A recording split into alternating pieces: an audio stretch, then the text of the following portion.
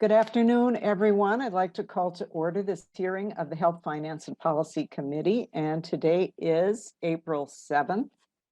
We are going to start today, as usual, with a roll call, and we have a lot of business to get to today. So, Ms. Niedernhofer, please take the roll. Liebling. Present. Hewitt. Schumacher. Schumacher present. Ackland. Ackland present. Backer. Backer present. Bonner. Present. Bierman. Present. Holden. Present. Dameth. Present. Freiberg. Present. Grinhagen. Present. Keel. Morrison. Morrison present. Munson. Munson present. Pryor. Pryor present. Kwong. Present. Ryer. Pryor present. Schultz. Wolgamott. A quorum is present. All right, thank you, Ms. Niedernhofer. And just to say that some members are probably still making their way back from the House floor, so I'm sure they will be joining us shortly. And we'll note their presence when they come in. So we next order of business is to approve the minutes of April 1st. Representative Bonner. Thank you, Madam Chair. I would like to move the minutes for April 1st, 2022. All right, thank you very much. And members, these were sent out with your packet. And is there any discussion to the minutes? Seeing none, all in favor of approval of the minutes of April 1st, please say aye. Aye. Aye. Any opposed? The motion prevails and the minutes are adopted. Thank you. So the big order of business today is to walk through the DE amendment to House File 4706. This is our health finance bill. The same bill that we heard, we went through the spreadsheet in our joint hearing with the Human Services Committee, but now this focuses only on the health parts of the bill. And let's see, I think Mr. McQuillan, should I move the DE?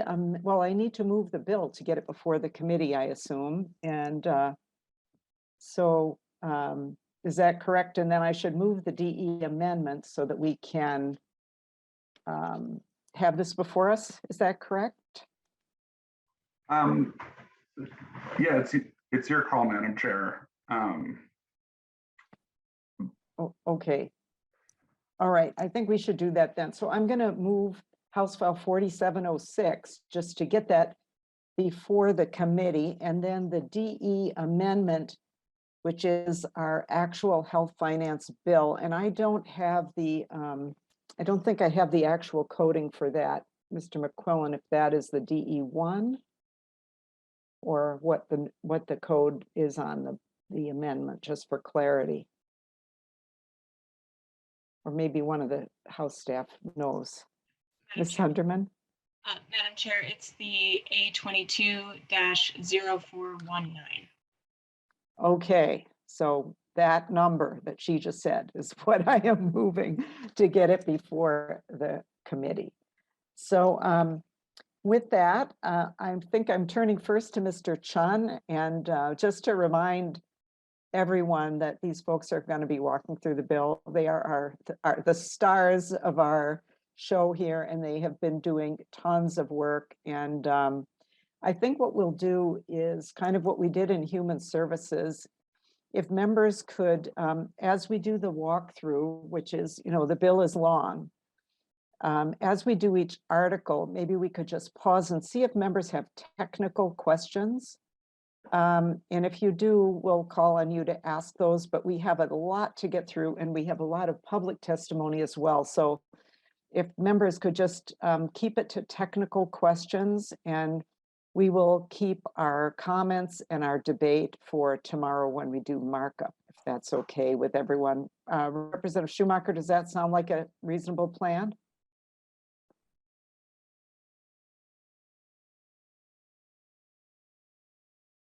Okay, he didn't know I was going to ask him, so.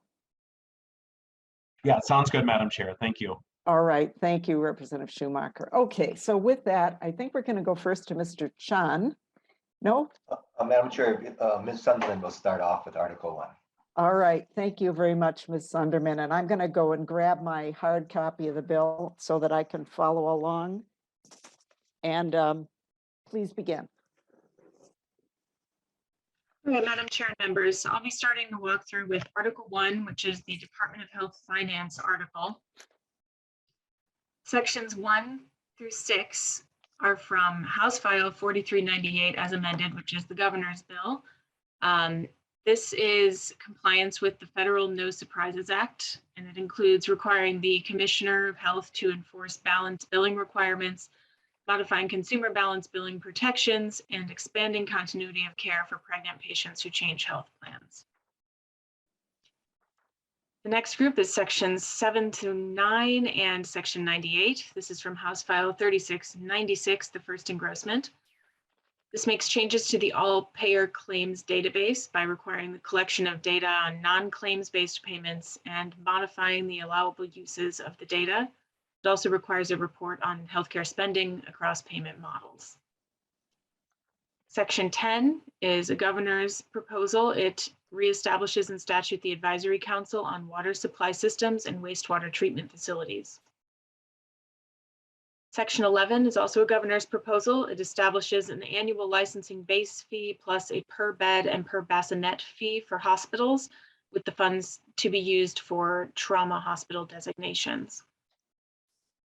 Next group of sections, sections 12 to 15 and section 101 paragraph B relate to loan forgiveness programs. And the bills that it pulls from that the sections pull from are House File 853, which makes acupuncture practitioners practicing in designated rural areas eligible for loan forgiveness under the Health Professional Education Loan Forgiveness Program. House File 3418, the first engrossment with some changes. This makes mental health professionals who provide clinical supervision in their designated field eligible for loan forgiveness under the program. House File 3860 language makes nurses who practice in a school setting eligible for loan forgiveness under the program. House File 3242 as amended with some changes provides that nurses who agree to teach according to the requirements in the Health Professional Education Loan Forgiveness Program are exempt from program requirements regarding when the service obligation must begin and the maximum number of years of participation. Language from House File 4213 with a DE amendment.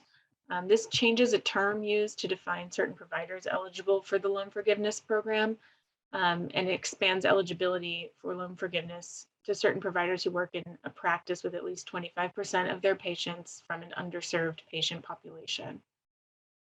And language from House File 4398 as amended, which is a governor's proposal, makes public health employees who work for a public health department in an area of high need eligible for loan forgiveness under the program. Moving to section 16, which is from House File 2715. This authorizes a home and community-based services provider who receives a grant from the HCBS Services Employee Scholarship Program to also provide loan forgiveness with those same funds. Section 17, which is from House File 3242 as amended with changes, establishes a hospital nursing loan forgiveness program. Sections 18, 19, and 22 are governor's proposals. These are healthcare workforce program proposals. They establish a health professionals rural and underserved clinical rotation grant program, a primary care rural residency training grant program, and a grant program to support clinical training for healthcare students in areas of high need where there are shortages of healthcare professionals. Sections 20 and 21 are from House File 3418. These are mental health workforce initiatives, establishing the Mental Health Provider Supervision Grant Program and the Mental Health Professional Scholarship Grant Program. Section 23 is from House File 2663. This establishes procedures for the commissioner to and the courts to change the sex of an individual on a birth certificate at the request of the birth certificate subject or at the request of the subject's parent or guardian if the subject is a minor. Section 24 is a governor's proposal. It authorizes the commissioner to maintain a database of lead service lines, provide technical assistance to community water systems, and ensure inventory data and education materials are accessible to the public.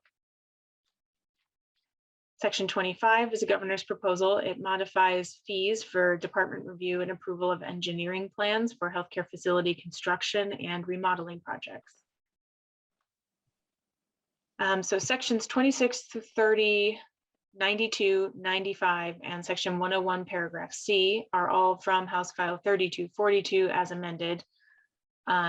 These sections require hospitals to establish hospital nursing staffing committees, require development, implementation, and public posting of hospital core staffing plans and documentation of compliance with core staffing plans. Prohibit retaliation against hospital employees for certain conduct and require the commissioner to collect data on the supply of nurses in the state and nurse retention. Section 31 is a governor's proposal. This is the Drug Overdose and Substance Abuse Prevention Initiative. It requires the commissioner to provide grants for 8 regional overdose prevention teams and to provide a grant for a homeless overdose prevention hub and to provide grants and contracts to support recovery-friendly work environments. Section 32 is from House File 3898. This lowers what constitutes an elevated blood lead level and triggers public health response activities under the Lead Poisoning Prevention Act. Section 33 is a governor's proposal. This is the Climate Resiliency Program. It directs the commissioner to establish a climate resiliency program and to issue grants to local organizations to plan for the health impacts of extreme weather events and develop adaptation actions. Section 34 is a governor's proposal. These are activities related to long COVID, requiring the commissioner to conduct community needs assessment and studies, and also requires the commissioner to establish a surveillance system to address long COVID and to identify and implement actions to support long COVID survivors and their families. Sections 35 through 37 are governor's proposals that require the commissioner to administer and oversee lifeline centers to answer calls to the National Suicide Prevention Lifeline. Section 38 and section 101 paragraph D are from House File 3886, the first engrossment as amended. This is the Universal Voluntary Home Visiting Program for families expecting or caring for an infant. Section 39 is a governor's proposal. It authorizes the commissioner to administer a program to expand access to harm reduction services and provide linkages to care and to prevent infectious diseases in people experiencing homelessness or housing instability. Section 40 is a governor's proposal and also from House File 4099 as amended.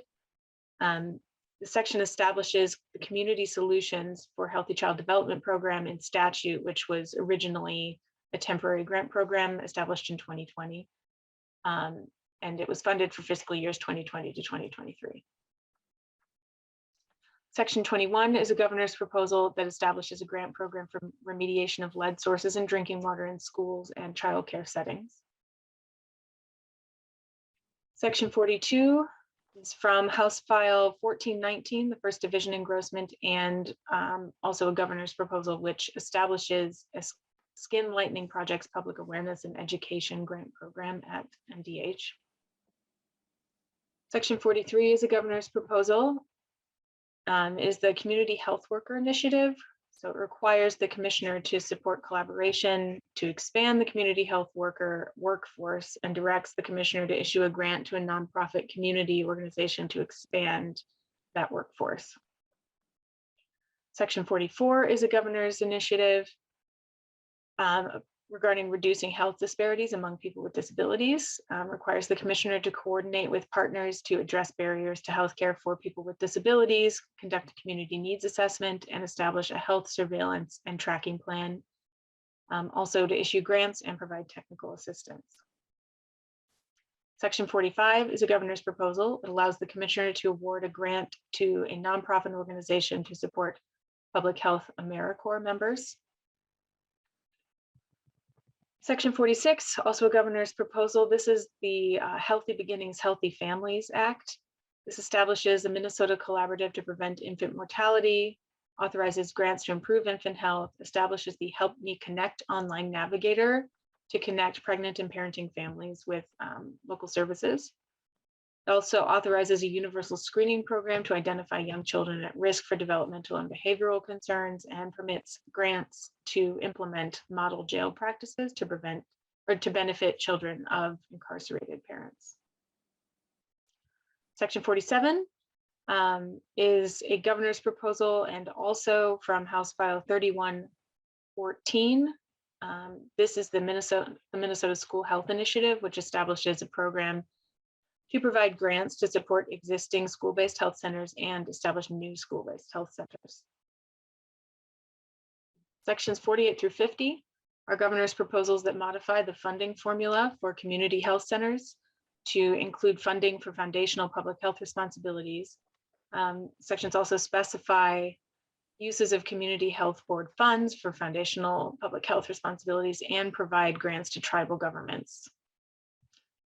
Sections 51 through 74 are from House File 1888, the second engrossment. These sections establish registration for transfer care specialists and authorizes them to transfer dead human bodies from the place of death to funeral establishments. These sections also extend the period of time a body may be kept in refrigeration before final disposition. Sections 75, 77, 81, 82, and 89 are from House File 4387 with an A3 amendment. These are changes to the medical cannabis program. The sections require the commissioner to increase the number of registered manufacturers, requires a manufacturer that is a business entity to be incorporated in Minnesota.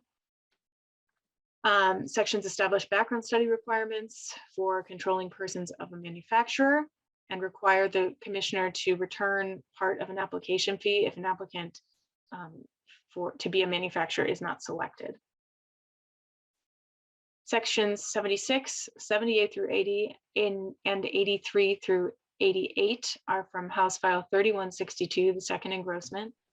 This is the Tribal Medical Cannabis Program bill. These sections permit a medical cannabis manufacturer to distribute to tribal medical cannabis program patients.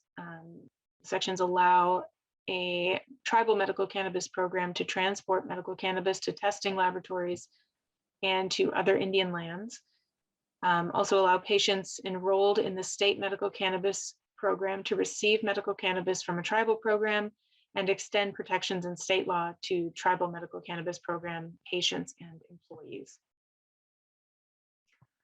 Section 89 is from House File 3119 with one change. It lowers patient enrollment fees for the medical cannabis program from $50 for patients who are enrolled in state public health care programs or receive certain disability payments, and $200 for all other patients to $40 for all patients. Sections 90 and 101 paragraph A are from their governor's provisions and also from House File 4113. These are modifications to the Mental Health Cultural Community Continuing Education Grant Program. And the modifications would allow grant funds to cover supervision costs for mental health professionals to become supervisors and supervision costs for practitioners pursuing professional licensure. Section 91 is from House File 2499. This is a contract with University of Minnesota for a benefit and cost analysis of the legislative proposal for a universal healthcare financing system. Section 93 is from House File 2586 with the DE amendment. This establishes the Emmett Lewis Till Victims Recovery Program, requiring the commissioner to provide grants to community-based organizations for services for victims of trauma from government-sponsored activities and their families. Sections 94 and 96 are governor's proposals, and these sections require the commissioner to identify strategies to reduce administrative spending and low-value healthcare. Sections also require the commissioner to develop a plan to assess the readiness of rural healthcare providers to adopt value-based global budgeting or alternative payment systems, and to recommend steps for implementation. Section 97 is from House File 3862, as amended by a DE amendment. This section directs the commissioner to distribute COVID-19 tests, masks, and respirators to individuals in the state. Section 99 is a governor's proposal. It requires the commissioner to distribute grants to state licensed long-term care facilities for projects to improve the safety, quality of care, and livability of facilities. And finally, Section 100 is from House File 3660. This is a study of the development of a statewide registry for provider orders for life-sustaining treatment. And that concludes Article 1. All right, well, thank you very much, Ms. Sunderman. There's a little bit of work in there. Obviously yours and a lot of people. So questions from members, anything technical for Ms. Sunderman? All right, not seeing anything, so we can move on to Article 2. And members, if you have your either a paper copy as I do, or you're looking at it online, Article 2 begins on page 103. So Ms. Sunderman, is that you, or are we going to Mr. Chun? Madam Chair. All I'm right, sorry. Mr. Chun, thank you.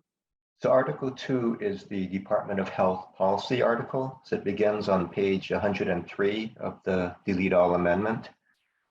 Section 1 is House File 3975. It deals with nursing home resident assessment schedules.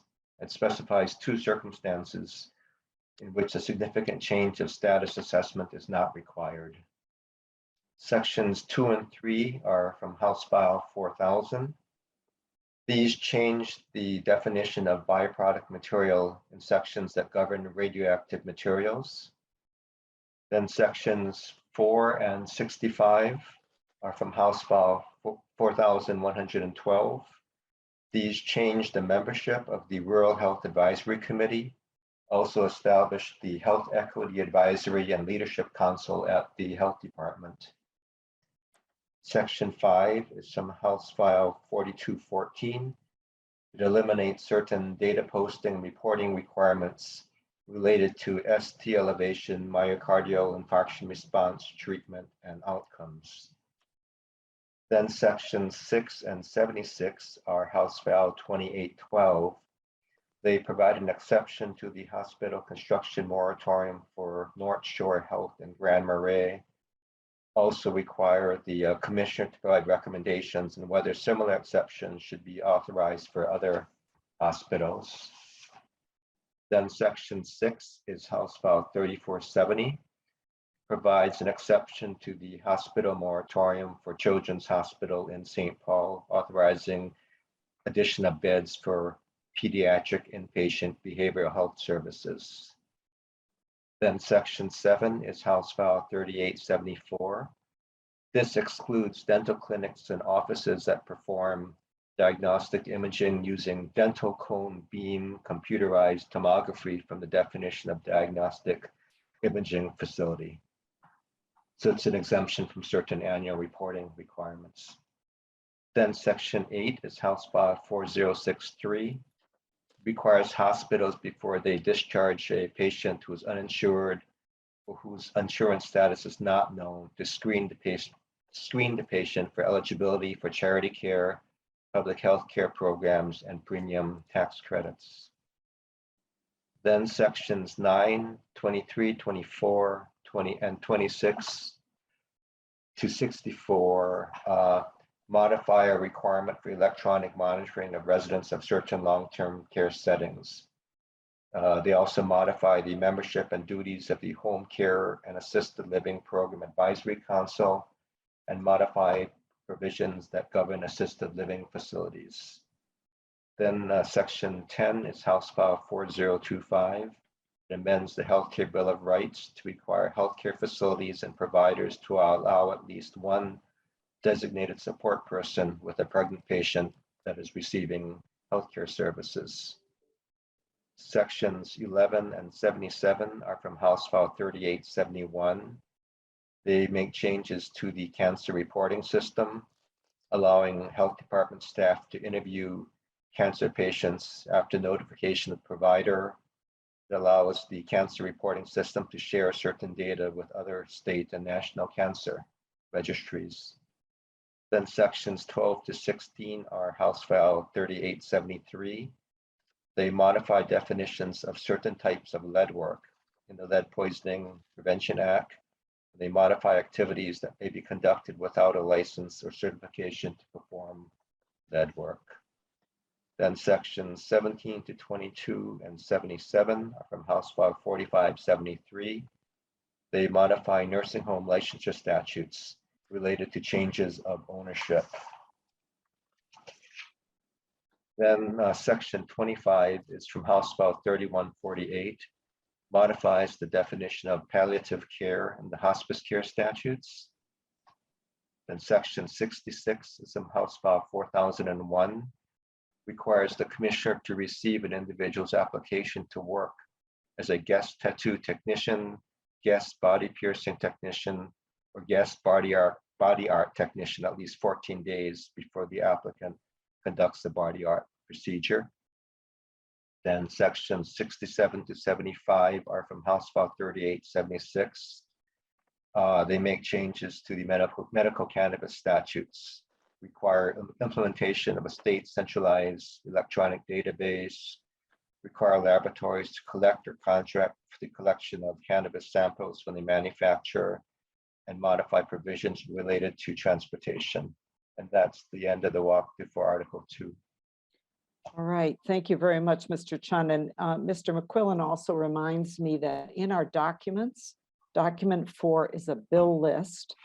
So that is another way for members to follow along. I know it can be very confusing to go through omnibus bills, and just for the public and for members who may be newer to this process, what makes this, I think, really confusing for people who aren't used to this is that the bill always is written with the sections in the order in which they would occur in the statutes. And that's why sections of bills that members may have submitted that we may have heard in committee, we find them sometimes in different sections of the omnibus bill, and it can be confusing for that reason. So that bill list that is posted with our documents may be of assistance to members as we go through this.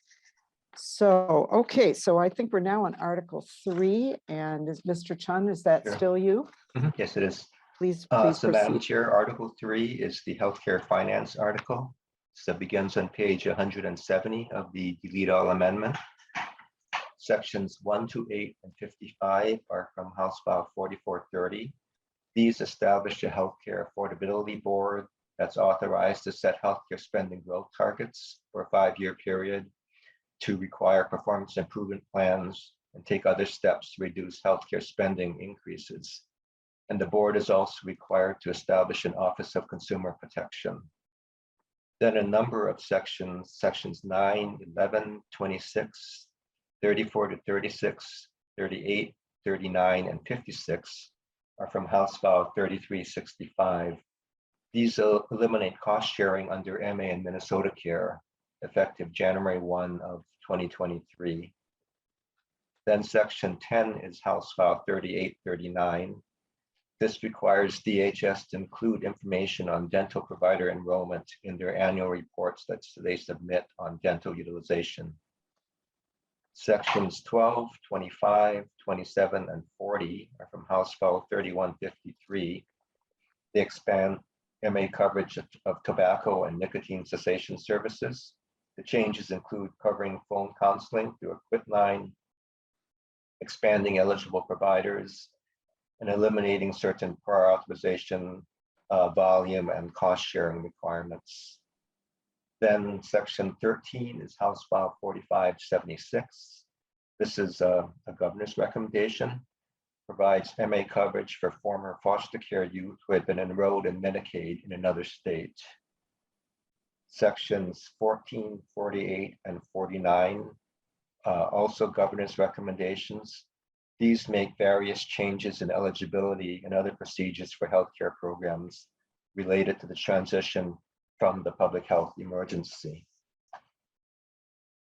Then section 15 is House File 2773.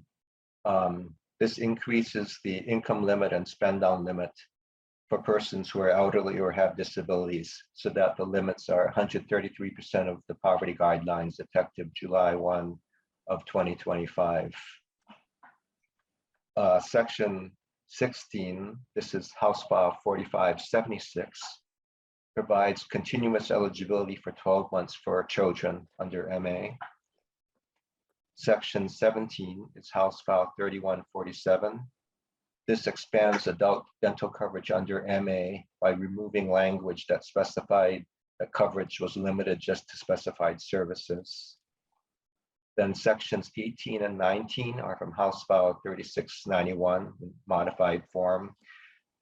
This allows MA to provide mileage reimbursement for non-emergency medical transportation and ambulance services.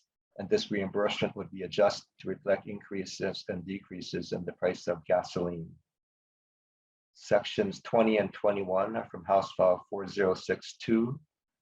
They provide MA coverage using state-only funds for hospice, respite, and end-of-life care for children who receive care in a facility that is not Medicare certified. Then section 22 is from House File 4576. It's a governor's proposal. Allows doula agencies and individual doulas to be directly reimbursed under MA. Section 23 is another governor's proposal. It requires DHS to establish an alternative payment method for tribal federally qualified health centers. Then section 24 is House File 3958, provides MA coverage for seizure detection devices.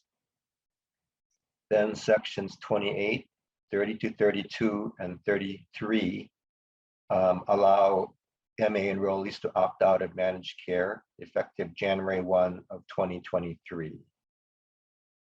Section 29, this is new language requested by DHS. It specifies the procedures to be followed by the department if the waiver that allows federal Medicaid funding to be used for medical education or research is not renewed. Then section 37 is from House File 4576. It's a governor's proposal that allows MA to reimburse for the Department of Health fees for newborn screenings that occur in an outpatient setting. Then sections 41 to 46 and 51 to 53 are from House File 11. These establish a Minnesota Care public option effective January 1 of 2025. They extend or continue the lower Minnesota Care premiums that were under effect with the Federal American Rescue Plan. They provide eligibility for undocumented children, require DHS to submit an implementation plan for the public option to the legislature. Then section 47 is from House File 4576.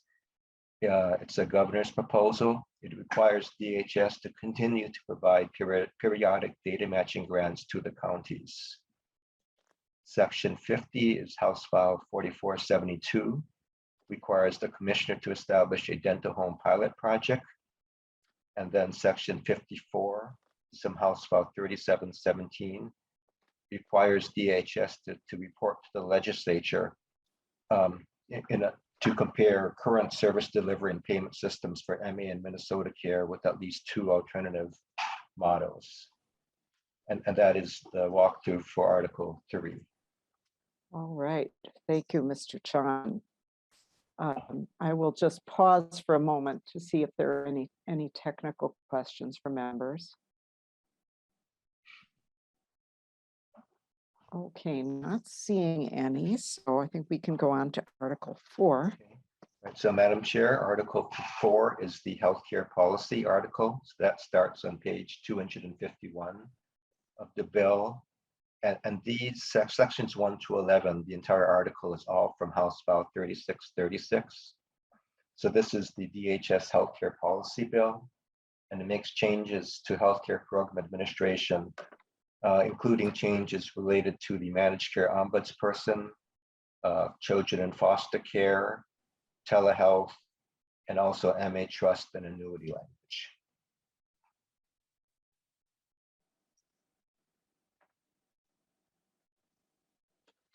Okay, thank you. Questions about Article 4? All right, not seeing any. And Ms. Sunderman, I assume that you, because you turned on your video, are ready to go next. Please proceed. Madam Chair and members, I'll be walking through Article 5, the Health-Related Licensing Boards article. This is starting on page 265 of the bill. Let's see, sections 1 through 6 are from House File 2743, the first engrossment. These are the practice supervision requirements for licensed professional clinical counselors, marriage and family therapists, and social workers, allowing for remote supervision with two-way interactive video. Sections 7 through 17 and 21 are from House File 3560, the first engrossment. These are the Board of Dentistry sections, modifying specialty and guest dentist licensure, allowing dental therapy licensure by credentials, making various clarifying changes, and then combining and modifying fees. Section 18 is House File 2768. This is allowing pharmacists to administer drugs via intramuscular and subcutaneous administration, and to also place drug monitoring devices. Section 19 is House File 3099. This is the podiatrist licensure one, which changes a date relating to the exemption from residency program requirements. And finally, section 20 is from House File 3691 as amended by a DE, and it's one section of the DE that provides temporary requirements governing ambulance service operations and emergency medical services. And that concludes Article 5. All right, thank you, Ms. Sunderman. Okay, Article 6, prescription drugs, and we are on page 284. So Madam Chair, the first bill is House File 58. These are a range of sections, sections 1 to 3, 5, 7, 9, 11, 13, 22, 43, and 51. They require health plans to file drug formularies with the Commissioner of Commerce. They require 90 days notice of price changes for formulary drugs with prices that are above a certain specified threshold. They establish requirements for formulary changes made by health plans. Then section 4 is from House File 4504. This modifies and clarifies the existing health department reporting requirements for drug manufacturers. Sections 6, 8, 10, 12, and 14 to 21 are from House File 4398. Those extend the current health department reporting requirements for drugs beyond manufacturers to also include reporting by pharmacies, pharmacy benefit managers, and wholesalers. It also allows the health department to establish reporting requirements for drugs that the department determines represent a substantial public interest. Then sections 23 to 28, 50, and 52 are House File 1183. They prohibit drug manufacturers from imposing excessive price increases, require manufacturers to report information related to these increases, and also allow the Attorney General and the Board of Pharmacy to take action in cases of violations. Then sections 29 to 39 are from House File 801. They require the Commissioner of Commerce to establish a prescription drug affordability board. The board is allowed to conduct cost reviews of drugs that exceed certain cost thresholds and make this information public. And the board is also allowed to set upper payment limits for drugs that create an affordability challenge. And the AG is also allowed to take action. Then sections 40, 42, 46, 47, 54, 57, and 58 are House File 3854. This is the PrEP or PEP bill. It allows pharmacists that meet specified criteria to prescribe and administer drugs to prevent HIV subject to standardized protocols, requires health plans and the public health care programs to cover these drugs, provides non-discrimination provisions, and prohibits MA and Minnesota Care from requiring prior authorization or step therapy. Then section 41 is House File 2056, just section 1 of that. This limits health plan cost sharing requirements for enrollees for prescription drugs and related medical supplies that are prescribed to treat diabetes and other chronic diseases. Sections 44, 48, 49, and 59 are from House File 1516. They prohibit PBMs and health carriers from requiring or demonstrating a preference for a biological product, and also make related changes. House File 45 is House File 3280. This is the white bagging provision. It prohibits a PBM or health carrier from requiring that a clinician-administered drug be covered as a pharmacy benefit and makes related changes. Then House File 53 is from House File 1158. This modifies language that was enacted last year to require mail order pharmacies to include in each order that they ship out a device that allows the patient to detect improper storage or temperature violations. Then House File 55 is, Section 55 is House File 3924. This provides funding to the Central Repository to administer the Medication Repository Program. Then Section 56 is House File 3786. This modifies the criteria and procedures for prescribing or administering controlled substances to treat intractable pain. And that concludes Article 6. All right, thank you, Mr. Chan. And once again, I hope members can really be aware of how much work you've put into getting all of this together for us today. Okay, so I think we are ready to move on. Well, are there questions for members, first of all? All right, not seeing any. So let's move on to Article 7. All right, so Madam Chair, Article 7, this is the health insurance article, starts on page 362 of the bill. So sections 1, 3, 5, and 8 are from House File 2915. Requires health plans, MA and Minnesota Care to cover the treatment of ectodermal dysplasias, including reconstructive breast surgery, hair prostheses, and dental services. Section 2 is House File 56. Requires health plans to include coverage for lymphedema, including certain treatments and medical items. Then sections 4, 9, and 10 are House File 447.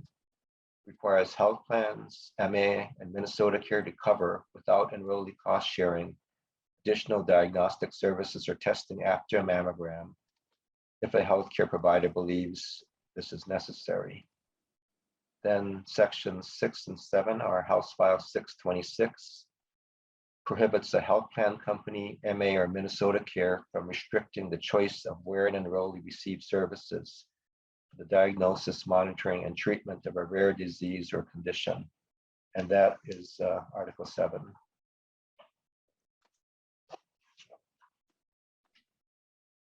All right, thank you, Mr. Chun. On to Article 8, miscellaneous, the mystery article. Yeah. So Article 8, this is miscellaneous, starts on page 367. So sections 1, 3 to 9, and 12 are House File 3595. And these sections establish requirements for products containing cannabinoids, including limiting the amount of THC products may contain, prohibiting products containing THC from being sold to persons under 21, modifying testing and labeling requirements, and establishing requirements for edible products. Then sections 2 and 20 are House File 3676. They move the Rare Disease Advisory Council from the University of Minnesota to the Board of Regents and makes related changes. Sections 10 to 17 and 19 are House File 1023. They reschedule marijuana and non-synthetic tetrahydrocannabinols from Schedule 1 to Schedule 2. Then Section 18 is House File 3972. They prohibit healthcare providers and organ procurement organizations from making decisions about access to anatomical gifts and related services based on race and ethnicity. And let me just mention the other remaining articles since they're very short. Article 9 is just the forecast adjustment article. And then Article 10, that is the appropriations article. We won't go over that since it was covered in the walkthrough of the spreadsheet. All right, thank you very much, Mr. Chun. And I do just want to acknowledge as well that Elizabeth Clarkfist is not able to be here for this hearing, but a lot of the sections she covers the public health and I think and also the health related boards, if I'm not mistaken, but a lot of the work in this bill is hers as well. So I just want to, even though she isn't here to do the walkthrough right now because she's working on other important work for us, I just want to acknowledge that. So members, do you have any technical questions for House research staff before we turn to our testimony that we have today?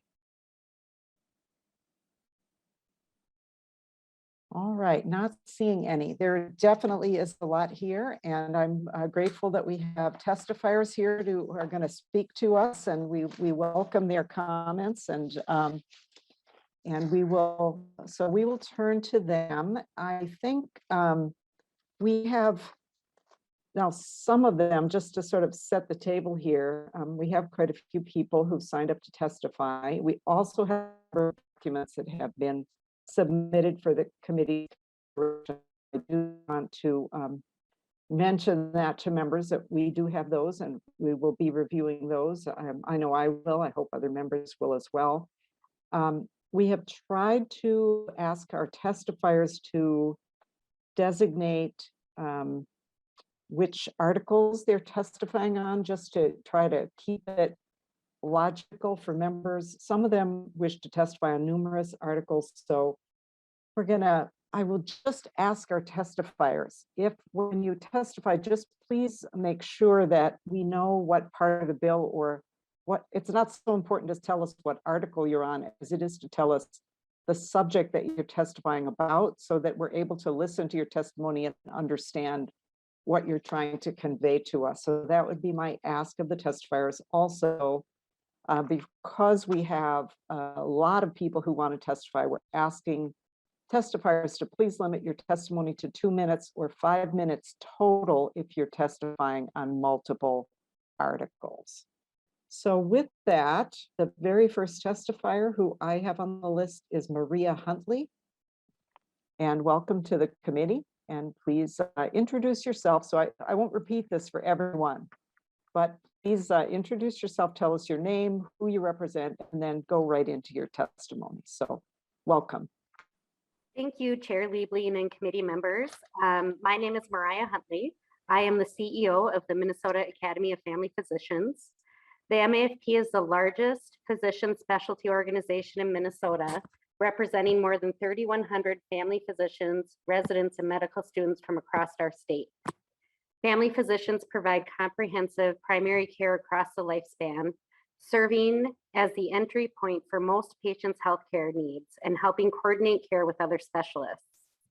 In Minnesota, more than 50% of physicians practicing in small rural communities are family doctors, and more than 66% of physicians practicing in isolated areas are family doctors. Today, I'm here to testify in strong support for the update to the All-Payer Claims Database, also known as the APCD, to ensure that it collects a complete picture on how healthcare is paid for in Minnesota. And I believe this is in Article 1, per your request, Chairman. Currently, as you know, the APCD only collects payments that are claims-based. Those payments represent the transactional care done in fee-for-service. But as the way we pay for healthcare is changing, it is missing a large portion of payments, non-claims-based payments. These payments include value-based payments, infrastructure cost, complex care coordination, and other patient support services. Value-based payments support primary care physicians and other providers caring for patients with increasing complexity, patients with multiple complex chronic diseases and/or a multitude of social determinants of health. They support the infrastructure we need to allow our healthcare teams to address population health, prevention, and management of chronic conditions with a focus on trying to address the many health disparities that exist in our state. The language authorizes the Department of Health to begin collecting non-claims-based payment information in 2024. In the interim, the bill directs the department to develop a report by February 2023 on the percentage of total payments that are non-claims based and the percentage of payments that are for primary care services. Without this additional data, how do we, all of us here, develop and set a vision for a healthcare system that works for Minnesotans and is aligned with the quadruple aim? MAFP strongly supports the initiatives to begin to address primary care workforce in Minnesota by providing training grants to clinical education for medical students, pharmacists, dentists, advanced practice nurses, and more, including funding for rural primary care residency training and expanded loan forgiveness programs. The focus of these grants is to train healthcare workers to practice in high need and professional shortage areas. Expanding our primary care workforce is about more than just increasing the supply. It's about reinvigorating the practice of team-based primary care, to keep the number of physicians we have and to make the profession more attractive to young physicians, especially in rural Minnesota. Thank you for your support of these efforts to better understand the funding of and to strengthen primary care. Minnesota's family physicians and healthcare workers are working hard to take care of all the people of our state, and your efforts to ensure that they are supported is appreciated. I'm happy to answer any questions you may have. Thank you very much for your testimony, and we do appreciate our primary care practitioners very much. Okay, next on the agenda is Patty Bowler. Welcome to the committee. Thank you, Chair Liebling and members of the committee. My name is Patty Bowler, and I'm the Director of Policy and Healthy Communities for the Minneapolis Health Department. And I also serve as the legislative co-chair for the Local Public Health Association of Minnesota. LPHA represents local public health departments from across all of our 87 counties, as well as tribes and cities. And I also wanted to give a shout out to local public health because this is National Public Health Week. Thank you for including the numerous provisions in this bill that will help local public health best serve their communities. And I wanted to highlight a few of the provisions of highest priority. First, thank you for investing in the public health system transformation. This is Article 1, Section 48. Our health departments have varying capacities across the state, and this $23.5 million investment will help local and tribal public health departments have foundational capabilities in place ensuring that they're always ready to serve their communities and achieve equitable health outcomes. We also appreciate the inclusion of the local and tribal public health emergency preparedness provision, which is Article 10, Section 3. And thank you to Representative Hewitt for his leadership on this. Emergency preparedness is a mandated responsibility of local public health. And historically, we've only received funding from the federal government for this component. And with funding cuts over time at the federal level, this state investment will ensure that we're prepared to respond to emergencies from things like COVID-19 to natural disasters. We'd also like to thank you for the provision that addresses the public health workforce challenges that we're facing. And these provisions expand the role of the community health worker, Article 1, Section 43, and funding the Public Health AmeriCorps program, which is Article 1, Section 45. Finally, we support the inclusion of child-focused provisions that ensure Minnesota's children get a healthy start in the earliest years of their life. We support numerous provisions, including the creation of universal voluntary home visiting, Article 1, Section 38, Healthy Beginnings, Healthy Families, Article 1, Section 46, and strengthening the role of school health, Article 1, Section 47. So thank you for your support for the local public health system. All right, thank you very much for your testimony. Next on the list, we have Nancy Jost. Welcome to the committee.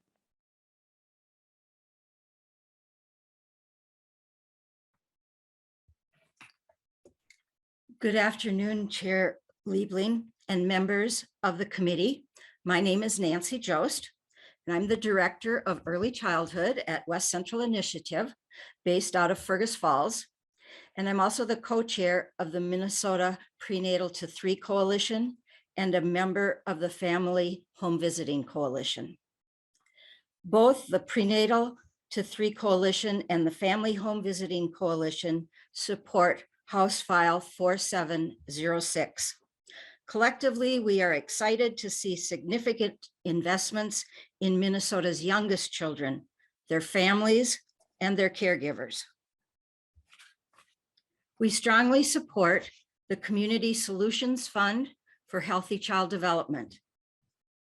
We support the family home visiting, the voluntary family home visiting services for every infant in Minnesota. We support Healthy Beginnings, Healthy Families Initiative. We support the investments in mental health services for little children, their families, and the early childhood education workforce. We support the removal of doula supervision requirements. And finally, we support including lead testing, lead remediation, and grants for elevated elevated lead blood levels. And then I would like to just leave you today with an image. I would like you to imagine that you're holding a baby and we're looking at that baby in our arms and thinking about how they develop, and they are so dependent on adults for everything, in fact, for their life. We think about their little brain that is growing faster than it will ever grow again in a person's life. That little brain is building the foundation for that little baby's entire lifetime. Now imagine while you're holding that baby, that's sitting beside you is $9 billion as a surplus in Minnesota. And imagine looking at that baby, and can we say in all honesty to that baby that we can't afford to help you get off to the best start in life possible? Can we look at the adults who love and care for that baby and say we can't afford to help you to care for and nurture that baby the best that you can? Can we look at the early childhood care and educators that care for and educate those little babies, that we can't afford to support you? I urge you as legislators to think about that baby in the next few days and weeks as you're making decisions about the way we spend the money in Minnesota and what our priorities are.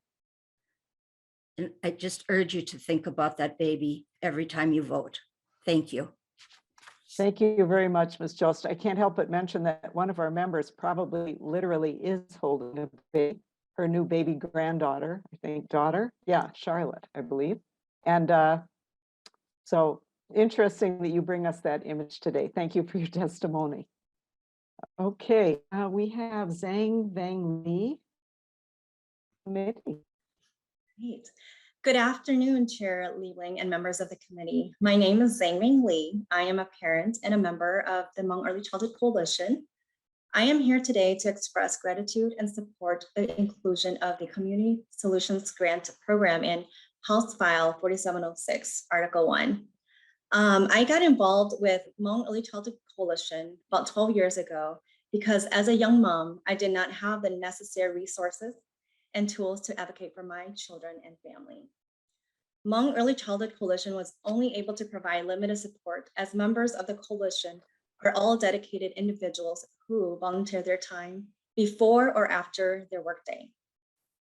Since receiving the Community Solutions Grant, we have been able to expand our work with Hmong families and communities. We have shifted to virtual spaces to provide opportunities for networking, support, and share resources. We've provided culturally responsive monthly trainings, allowing licensed early childhood educators to meet their requirements to continue their family childcare businesses. We've also increased our capacity by adding another approved Hmong trainer through Achieve, the Minnesota Center for Professional Development, and continue to work with other early educators to become approved trainers. The Community Solutions Grant Program is a model that truly centers around community and understands the importance of community voice and the work of small community-led organizations such as Hmong Early Childhood Coalition. I want to thank you for the opportunity to share my story today and for supporting the Community Solutions Grant Program. Thank you. Thank you very much for your testimony today. Okay, I have Andrea Martinez, or Andrea, welcome. Please go ahead, introduce yourself and go ahead with your testimony. Hi, thank you. Good afternoon, Chair Liebling and members of the committee. My name is Andrea Martinez. I am the Family Assistance Project Manager at CLUS, a Latino-led organization here in Minnesota. Our work is to ensure the advancement of social and economic equity and well-being for the Latino community. And I'm here today to express gratitude and support for the inclusion of the Community Solutions Grant Program in House File 4706, Article 1. As part of our community empowerment efforts and with the help of the Community Solutions Grant, we recruited a group of Latinx parents who helped us create culturally relevant interventions to support Latinx children to thrive. This group led the creation of our program, Sembrando Éxitos, Sowing Success, based on the community's needs. Through this program, parents and caregivers participate in a learning cohort about early childhood with content culturally tailored to the Latino community. Additionally, we collaborate with them to identify the main barriers Latino families face to accessing high-quality services of early care and education, such as language, income, and transportation. We believe that parents and caregivers are the experts of their own experiences and children. Therefore, they must be a pillar component in our program's design, evaluation, and implementation. Community Solutions has allowed us to provide support services to the families so they can be fully engaged in this initiative. Participants have reported that this program has helped them strengthen their skills as first teachers and advocates for their children, and has provided a safe space for them to learn in community. Community Solutions has centered the voice of Latinx families by creating culturally relevant spaces and leadership opportunities to empower parents and caregivers to support their children's development and learning process. As a grantee, CLUS, Community Solutions has given us the opportunity to learn directly from the Latinx families, identify root causes, and advocate for systemic change. Thank you for listening and for your support to the Community Solutions Grant. All right, thank you very much for your testimony. The next on my list is Mary Turner. Welcome. Good afternoon. My name is Mary C. Turner. I am the elected president of Minnesota Nurses Association, which represents 22,000 nurses across the state and roughly 80% of all bedside hospital nurses in Minnesota. I am also a COVID ICU nurse in a metropolitan hospital. About a month or so ago, I was rounding in one of the major hospitals up in Duluth. And as I was checking on the nurses, seeing how they're doing. And as I went to leave the acute care floor that mainly took care of the COVID, I had a young nurse that followed me. And we got to the elevators and she looked very, very distressed. I asked her what was wrong. She promptly burst into tears. I held her as she cried on my shoulder, and she proceeded to tell me how she had only been a nurse for 7 months, but that she was so discouraged and so demoralized that she was seriously thinking of getting out of the profession. Now, I have listened to multiple stories like this over the last 7 years that I've been president of Minnesota Nurses Association. And I'm here to tell you today that we are at a critical moment for our healthcare system in Minnesota.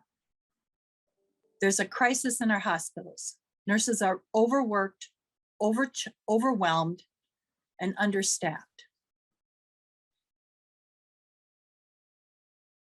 Patients are overcharged because hospitals management is putting patient care in the backseat of their bottom lines.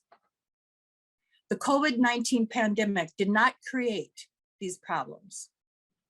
Nurses have been raising the alarm about understaffing in our hospitals and the effect on patient care for years. But this incident with this nurse was not just raising the alarm. This was a desperate cry for help, because our young nurses are leaving the bedside faster than we can get them at the bedside. And I want to thank today Chair Liebling for hearing that cry for help. I want to thank you for putting in Article 1, the Keeping Nurses at the Bedside Act, which is our best chance to stabilize our healthcare system in Minnesota. And I want to express my deep gratitude for Chair Liebling, including this important legislation in the HH Omnibus bill. You will have my undying gratitude. The chair's work on prioritizing this hyper-local proposal, which would put nurses and hospital managers at the table together to set staff levels, will help nurses stay on the job to provide safe, excellent care that patients deserve. It would also provide funding for mental health services and loan forgiveness programs to retain more nurses. Another aspect of Article 1 that MNA supports, we have always been advocates for single-payer healthcare system, which we believe that healthcare should be accessible to all Minnesotans without exception. Every day, nurses see the consequences of a system designed to prioritize profits over the care of people. As such, we support proposals that work towards making sure Minnesotans have access to things like food, healthcare coverage, and that there are adequate staff to help care for Minnesotans who need it. The study of implementing a Minnesota Health Plan and the Healthcare Affordability Council and Board are important steps for changing the healthcare system to ensure Minnesotans have the high quality and accessible healthcare. There are so many great programs and investments throughout this bill, and we applaud you all for working to help nurses stay on the job to provide safe, excellent care that patients deserve and that we want to give them. Thank you for this opportunity to testify this afternoon. Thank you very much for your testimony, President Turner. Appreciate having you here today. Next, I have Kay Greenlee. Welcome to the committee. Hello, Chair Liebling and committee members. My name is Kay Greenlee, and I'm the Vice President of Performance Excellence at Center Care.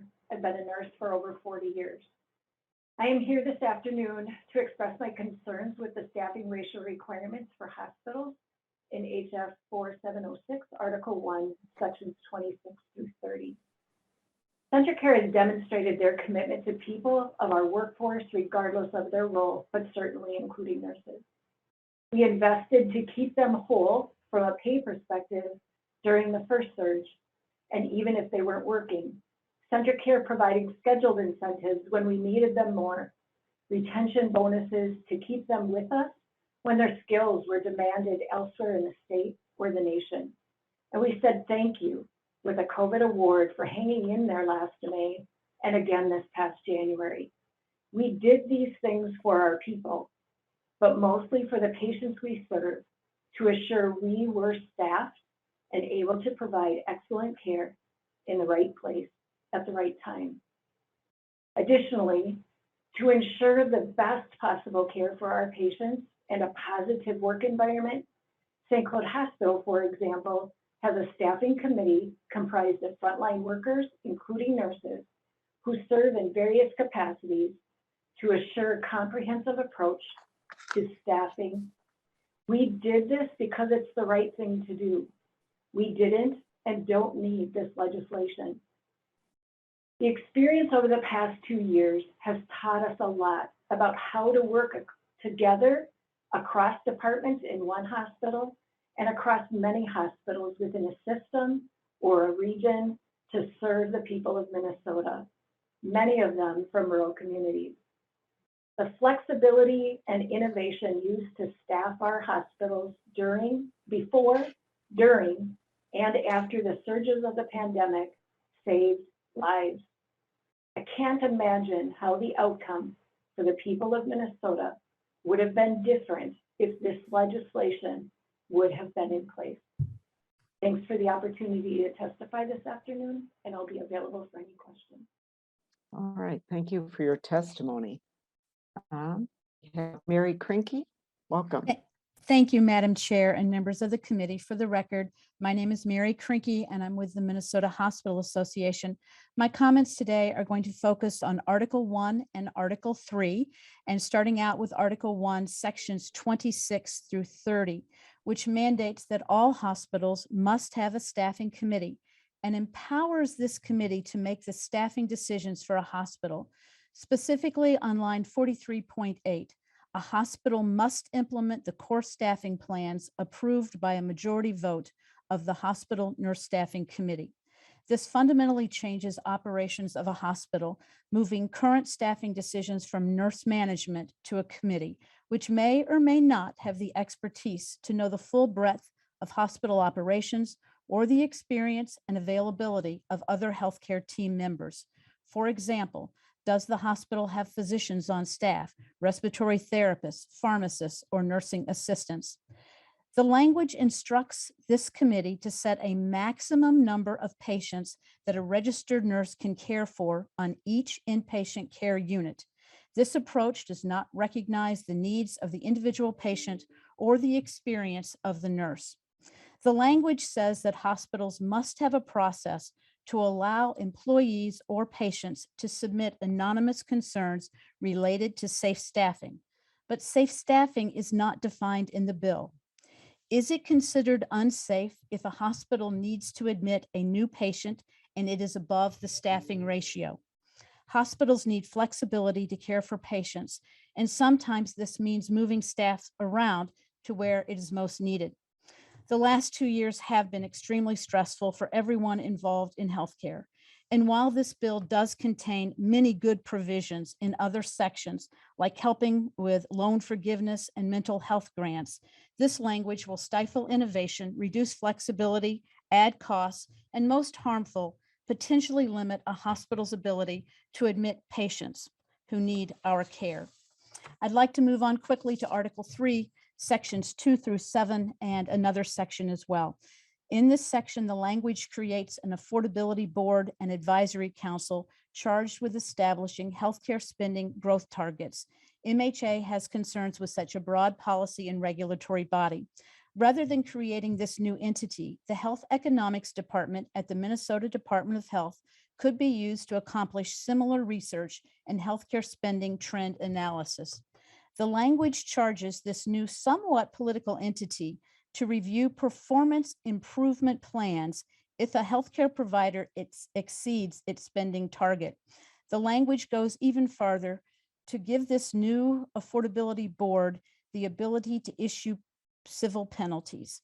Civil penalties is a dollar amount that could be charged to a healthcare provider if they exceed their spending growth target. And the last area I want to mention today is the Minnesota Care buy-in for low-income individuals. And I want to be clear, the Minnesota Hospital Association has long supported Minnesota Care, and we continue to do so for low-income individuals. It might be time to look at the eligibility threshold, and maybe that income limit should be raised. But to allow anyone to buy into Minnesota Care without an upper income limit threshold could be very damaging to all healthcare providers and would not be sustainable in our healthcare system. So we would urge you to go extremely slow in that area and to look at the payment rates between commercial payers and our public programs. Thank you very much, Madam Chair, and look forward to working with the committee as this bill moves through the process. Thank you. Thank you for next, Kelly Hagan, welcome. And you are muted. All right, is that better? Sorry about that. Yes. Chair Liebling and members of the committee, my name is Kelly Hagan. I'm Vice President of Nursing and Clinical Services at Sanford Bemidji Medical Center, serving rural northwestern Minnesota. I've been a nurse leader for about 25 years and was a frontline nurse for many years. We do have a collective bargaining with the MNA here in Bemidji. Our nurses do participate in a staffing and scheduling committee. On our staffing and scheduling committee, half of the members are our frontline nurses and half are our nurse leaders. In addition, we come together no less than 4 times a day to discuss and reassess staffing needs and patient needs. We do not need legislation to dictate how we care for our patients. My passion as a nurse leader is for our patients and our nurses, our staff. It is to provide the very best care for our patients. To do that, I need to ensure that we provide a great place for our nurses to work, and that includes everything that impacts them, not just one thing. If a nurse leaves work sick one day, I need to bring in others. I try to do that to the best of our ability. Sometimes that's not possible. Sometimes we have to look at how we come together to provide the care that we need to provide.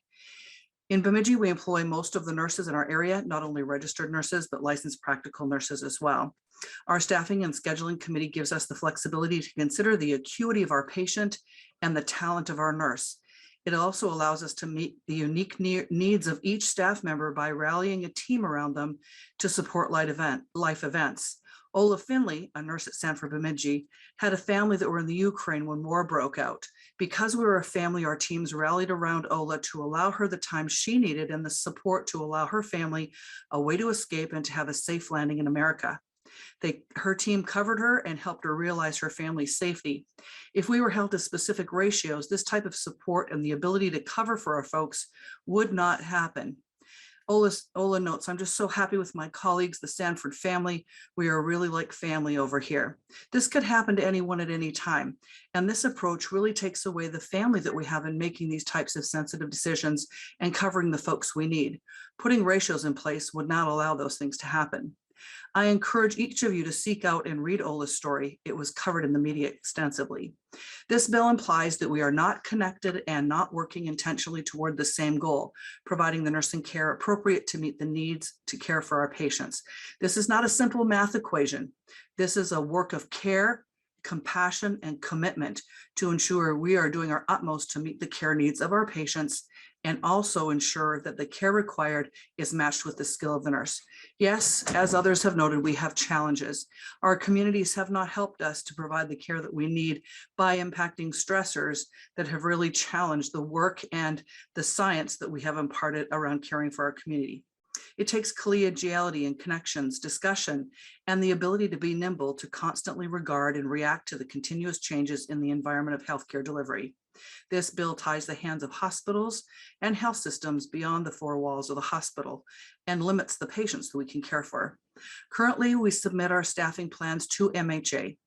And at Sanford, we are working on the front lines of embedding technology and AI to predict and anticipate our patient care needs so we are nimble and can react quickly to the ever-changing environment. In closing, I will assert that all patients are different, all nurses are different. It is an unfortunate belief that each patient's care is equivalent or requires the same amount of time and skill. This way of thinking makes each patient a widget, when in reality, we know that some patients require less and some require more care. Requiring a committee to come up with an equation of a solid ratio will not ensure that safe quality of care. I need you to wrap it up. Oh, good. Thank you for your time today. I appreciate it. All right. Thank you. Thank you for your testimony. Okay, Dr. Rice, welcome to the committee. Madam Chair and members, thank you for the opportunity to testify on a few key items included in the Health and Human Services Bill. My name is Dr. Randy Rice. I am a family medicine physician practicing in Moose Lake, and I'm the president of the Minnesota Medical Association, which represents more than 11,000 physicians and physicians in training. In Article 1, there are 3 items to highlight. First, I want to thank you for including the work to develop a statewide registry for patients who have a provider order for life-sustaining treatment, or POLST form. POLST forms are a critical tool for physicians and patients to express the patient's preferences for the type of treatment they want in end-of-life care. Without a statewide registry, however, their wishes will not get followed if the emergency room or EMT does not have access to a physical copy of the form. A POLST registry will help ensure that the patient's important decisions are respected and followed by all healthcare providers. The MMA also supports the all-payer claims database changes to authorize the collection of non-claims-based payment information. As more payers are using value-based payments that may not be included in a claim, we are not collecting a complete picture of how healthcare is being paid for. And I would echo and support the comments made by Mariah Huntley for the Minnesota Cabinet of Family Physicians, which was well presented there. I also thank you for providing funding for new primary care rural residency training grants. As a rural physician, I can tell you that we have a great need for additional physicians and other healthcare providers throughout the state. According to the Association of American Medical Colleges, an additional 14,100 to 17,600 physicians are needed across the country to address the shortage in rural areas. By locating training in rural areas, we can expose more future physicians to rural practice. I'm an example of how this can work, as I grew up in the Twin Cities, but I've been practicing in rural Minnesota for almost 29 years now. Moving on to Article 3, the MMA strongly supports the coverage of tobacco cessation services in our public programs. Tobacco and nicotine use continues to be the #1 preventable cause of disease and death in the state. And then lastly, in Article 6, the MMA strongly supports 2 items. Thank you again for including language to protect patients with ongoing medication needs. We support limiting insurer and pharmacy benefit managers from forcing patients to change their drug therapy in the middle of the enrollment year. A patient is bound by a contract to remain with their insurer for the entire enrollment year. The insurer should be bound by the same contract to continue coverage for the entire enrollment year as well. This will protect patients who often select their insurance plan based on the medications it covers. Imagine how disruptive it is for patients when an insurer changes its formulary during the middle of the contract year. This practice can be very harmful to patients, and I appreciate the inclusion of language addressing mid-year formulary changes in this legislation. Finally, the MMA supports the language that protects patients with chronic pain to ensure that they can continue to receive the medications they need to function. In the effort to reduce the overuse and abuse of opioids, patients with ongoing opioid needs have been forced to taper their medications, even when not clinically appropriate. This language balances the goals of reducing opioid overuse with the acknowledgement that patients with chronic pain can be managed with ongoing opioids and need access to these medications. Madam Chair, there are many other important provisions in this bill, but in the interest of time, I would just like to thank the committee for all the work to address the health and human services needs across Minnesota. I'm happy to answer any questions the committee may have. All right, thank you very much for your testimony, Dr. Rice. Okay, next we have Sue Abderholden. Welcome to the committee.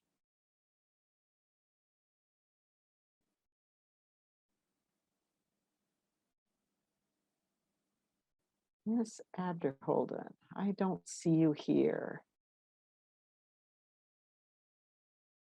Okay, I don't know if she's here, so I think what we'll do then is go on to the next testifier, and if we see her, we will fit her in. So David Dively, welcome. Thank you, Madam Chair and members of the committee. My name is, for the record, my name is David Dively, and I am the Executive Director for the Minnesota Council on Disability. Thank you, Chair Liebling and members of this committee for the following provisions. I'll try to keep this brief. I know there's many testifiers. First, I'm speaking today in favor of the provisions in Article 1, Section 44. This creates a program and funds the Reducing Health Disparities Among People with Disabilities effort. This is consistent with the National Council on Disabilities recently published 2022 Health Equity Framework to improve outcomes for people with disabilities. We saw the need for evidence-based accurate counts for Minnesotans with disabilities during the COVID-19 pandemic with enormous health disparities, such as IDD being the #1 indicator of hospitalization from COVID-19. We fully support this initiative and ask that you keep this provision in through the Omnibus and Conference Committee process. Secondly, I'm speaking today in support and gratitude for the inclusion of moving the Rare Disease Advisory Committee, this is Article 8, Section 2, away from the University of Minnesota and to be an independent council housed within the Council on Disability. This would allow RDAC to fulfill its legislative purpose, which is to include policy positions and an advisory role to the legislature and other governmental leaders. We've seen the benefits of these shared initiatives that our council and RDAC may share together, and their council has fully endorsed this as well as ours as well, and we look forward to working together and communicating and operating in a collaborative way. And thank you to Representative Reier for working on this with us. And just in brief, I'd like to thank the committee for including Article 7, Section 6, unrestricted access to healthcare for the treatment of rare diseases. We will continue to collaborate with the Department of Health to resolve a few possible concerns they may have on some language and ensure that it's appropriate for final passage. Thank you to Representative Reier also for supporting this. And then lastly, we strongly support the Department of Health proposal to support, monitor, and evaluate the effects of long COVID, Article 1, Section 34, a mass disabling event that requires and really justifies the need for further research, monitoring, and surveillance to ensure we protect, care for, and support those experiencing long COVID. I'll keep it brief among the many other provisions. So thank you for your time today. Thank you, Chair.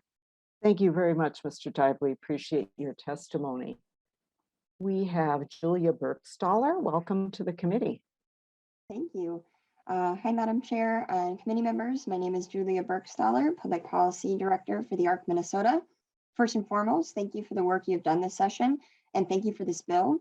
We see many provisions included in your bill, which would be beneficial to people with disabilities or help address some of the deep challenges that they face, including in Article 1, the expansion of home and community-based services employees scholarship program to include loan forgiveness for direct support professionals as one tool to address the workforce shortage.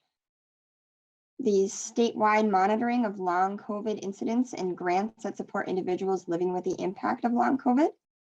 The investments and grants to address health disparities impacting Minnesotans with disabilities. The program to distribute COVID-19 tests, masks, and respirators. And then in Article 2, screening for healthcare coverage or assistance using presumptive eligibility. The many provisions regarding the Ombudsman for mental health and developmental disabilities and assisted living settings. These technical changes build on a strong set of protections in 144G. These protections would also be a great benefit to other residential service settings, and we ask that you consider expanding these protections to other service settings as well. The changes to the definition of palliative care to clarify that it is not synonymous with end-of-life care and not limited to patients with terminal illness. Also, the appropriation to the Palliative Care Advisory Council on Article 10. The prohibition on physical and chemical restraints for purposes of discipline or convenience. The establishment of the Health Equity and Leadership Council, which will provide guidance and advice for the Minnesota Department of Health regarding disparities impacting the health of communities that have been marginalized in our state. People with disabilities experience significant and complex barriers to healthcare services and supports, especially those who are BIPOC and members of the Two-Spirit LGBTQ+ community. And then in Article 3, the addition of metrics on dental utilization for medical assistants and Minnesota care patients, the flexibility of the asset limit for medical assistants as the COVID-19 federal public health emergency expires, the increase to the medical assistance income standard from 100% to 133% of the federal poverty guidelines. This would be a great benefit for people with disabilities in Minnesota. People accessing medical assistance to meet their service and support needs should not have to live in poverty. As a state, we must move towards a society where individuals who access medical assistance can enjoy the benefits of living in the community freed from forced poverty. The continuous eligibility for youth and young adults accessing medical assistance up to age 21. Changes to broaden dental coverage for people accessing medical assistance. The provision which makes seizure detection devices covered under medical assistance. And the dental home pilot project. Access to dental care has been a perpetual problem for people with disabilities who access medical assistance. And this pilot project would address this problem and improve health outcomes for those accessing these services. Very briefly, in Article 4, modernizing language regarding the ombudsperson for managed care. This office acts as an important source of advocacy and information for people with disabilities who access managed care. Article 3, thank you for the provision moving the Minnesota Rare Disease Advisory Council to the Minnesota Council on Disability, as well as the very much appreciated provision to address discrimination and access to transplants based on race or ethnicity, expanding on the legislation passed last session. And lastly, in Article 10, the appropriation for responding to COVID-19 and Minnesota healthcare programs. We are still in the process of analyzing all provisions. As you know, it's a very long bill, and we really appreciate your work on this. We look forward to continued collaboration throughout the rest of session to help ensure that proposed policies have a positive impact in the lives of your constituents with disabilities and the disability community statewide. Thank you. All right, well, thank you very much, Ms. Burkstaller. We really appreciate your testimony today. Okay, next we have, well, Sue Abder Holden is here now. So why don't we go to Sue and then we will go to Marin Holden, if that's okay. Ms. Abder Holden? Thank you, Madam Chair. Member Sue Abder Holden, Executive Director of Nami, Minnesota. And I'm sorry, there was a glitch with the email, which this time of year happens all the time. I just want to say that Nami is very grateful for the policy proposals and funding that's in this bill that will really help address the crisis we're facing in our mental health system. The World Health Organization reported that depression and anxiety have increased 25% worldwide. And we know our children and youth are really struggling. I'll quickly mention the parts of the bill that we strongly support. So in Article 1, we have a huge workforce shortage, and this bill will make it easier for mental health professionals to provide supervision and use the loan forgiveness program, provides a new program to pay for supervision for interns and clinical trainees, targets the mental health professional loan forgiveness program to mental health professionals from culturally specific organizations and rural providers, and creates a scholarship program to help people obtain their master's degree.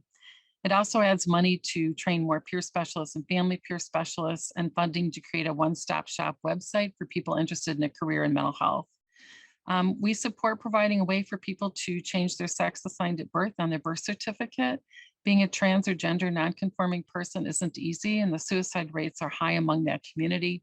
And so steps that we can take to promote acceptance can help. Thank you for putting in money for 988.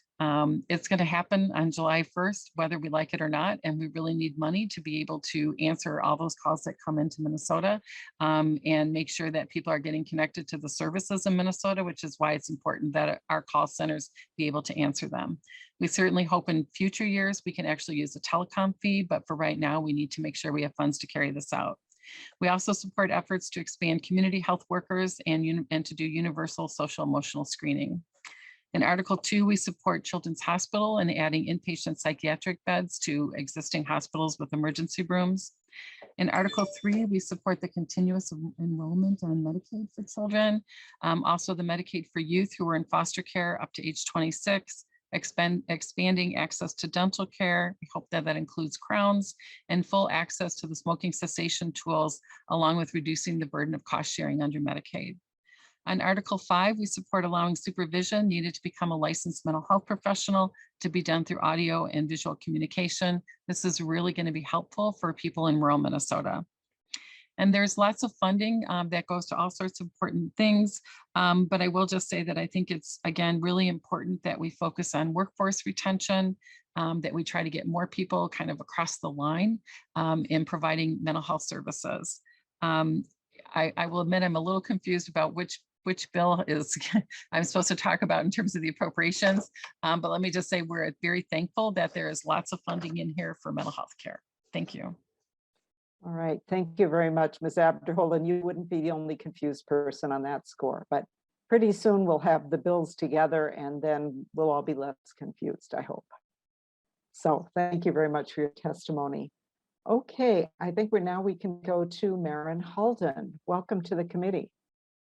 Thank you so much, Chair Liebling and members. My name is Maren Holden and I'm an attorney at Legal Aid, which includes the Minnesota Disability Law Center. I don't have a baby, but I do have my 5-year-old guest with me today.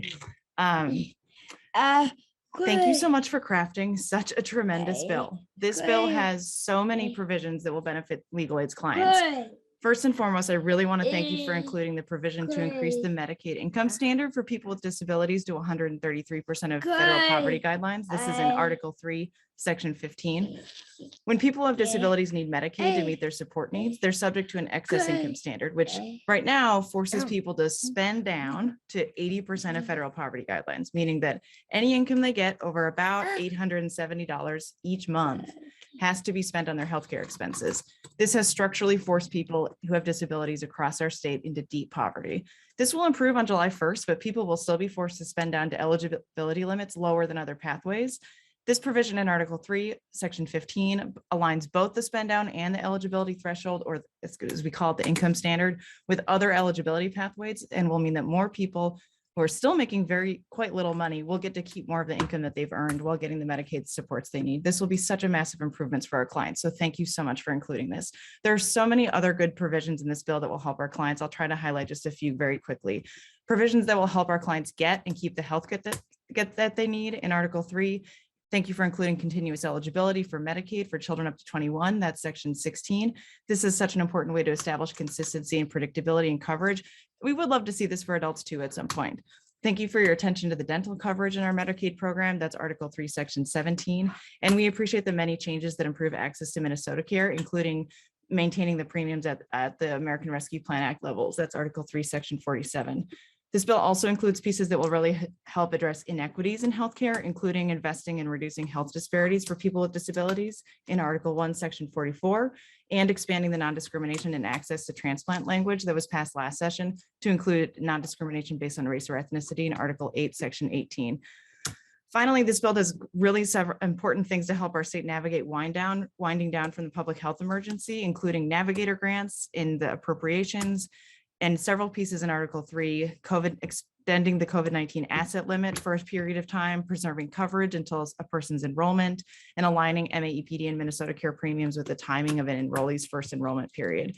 Before I close, I just would also switch hats as turn into the MNCCD policy coacher, the Minnesota Consortium for Citizens with Disabilities, and thank you for including two pieces that are critical to our rare disease community. In Article 7, Section 6, improving access to services for diagnosis and treatment of rare diseases, and in Article 8, Section 2, changes to the Rare Disease Advisory Council. And of course, MNCCD also strongly supports moving the income standard to 133%. Thank you so much, Chair Liebling, for putting together such a tremendous bill. We're really grateful for all the work that you've done here. And thanks to the whole committee. All right, well, thank you for your testimony, Ms. Holden. Amazing job with a small child on your lap. Very good. I think you're about to hear soon from actually one of the doctors at Hennepin who'll help bring him into the world. So it's a special guy. Glad to be here. Okay, next we have Natasha Cherniovsky. I think I might have said that wrong, but welcome. No, you're very close. Thank you, Chair Liebling. For the record, my name is Natasha Cherniovsky, and I'm the Legislative and Policy Specialist for Citizens Council for Health Freedom. Our mission is to protect patient and doctor freedom. And although looking over this bill, we can find little to support, we do apply the language in lines 170.11 to 170.19. We greatly appreciate the consideration of any move away from the destructive hospital moratorium. That said, however, we see this bill in its entirety as an expansion of government. The sections that strengthen value-based payments and establish universal health care are particularly concerning because they're elements of socialized healthcare system, the antithesis of patient and doctor freedom. That said, I would like to highlight 4 issues today of particular concern in this bill. First, in Article 1, Section 34, it establishes a statewide monitoring program for those with long COVID. The creation of this tracking system not only infringes on patient privacy, but is especially frustrating because for most, long COVID didn't need to happen. As Dr. Mobeen Syed, MD in California says, quote, "If the management is done early and aggressively, long COVIDs don't happen," unquote. Article 1, Section 34 is a government research program on patients who are not treated early or aggressively because the government prohibited early treatment. And now this bill proposes to conduct research and collect data on these individuals without their consent. Second, Article 1, Section 38 on universal home visiting of families with or expecting infants, and Article 1, Section 46, the Healthy Beginnings, Healthy Families Act, create voluntary programs for families that include significant data collection. Even though these are listed as voluntary, we are concerned that parents will not understand that this is the government collecting significant data on their families. For both programs, what is the process for receiving parent consent, and is there a Tennyson warning?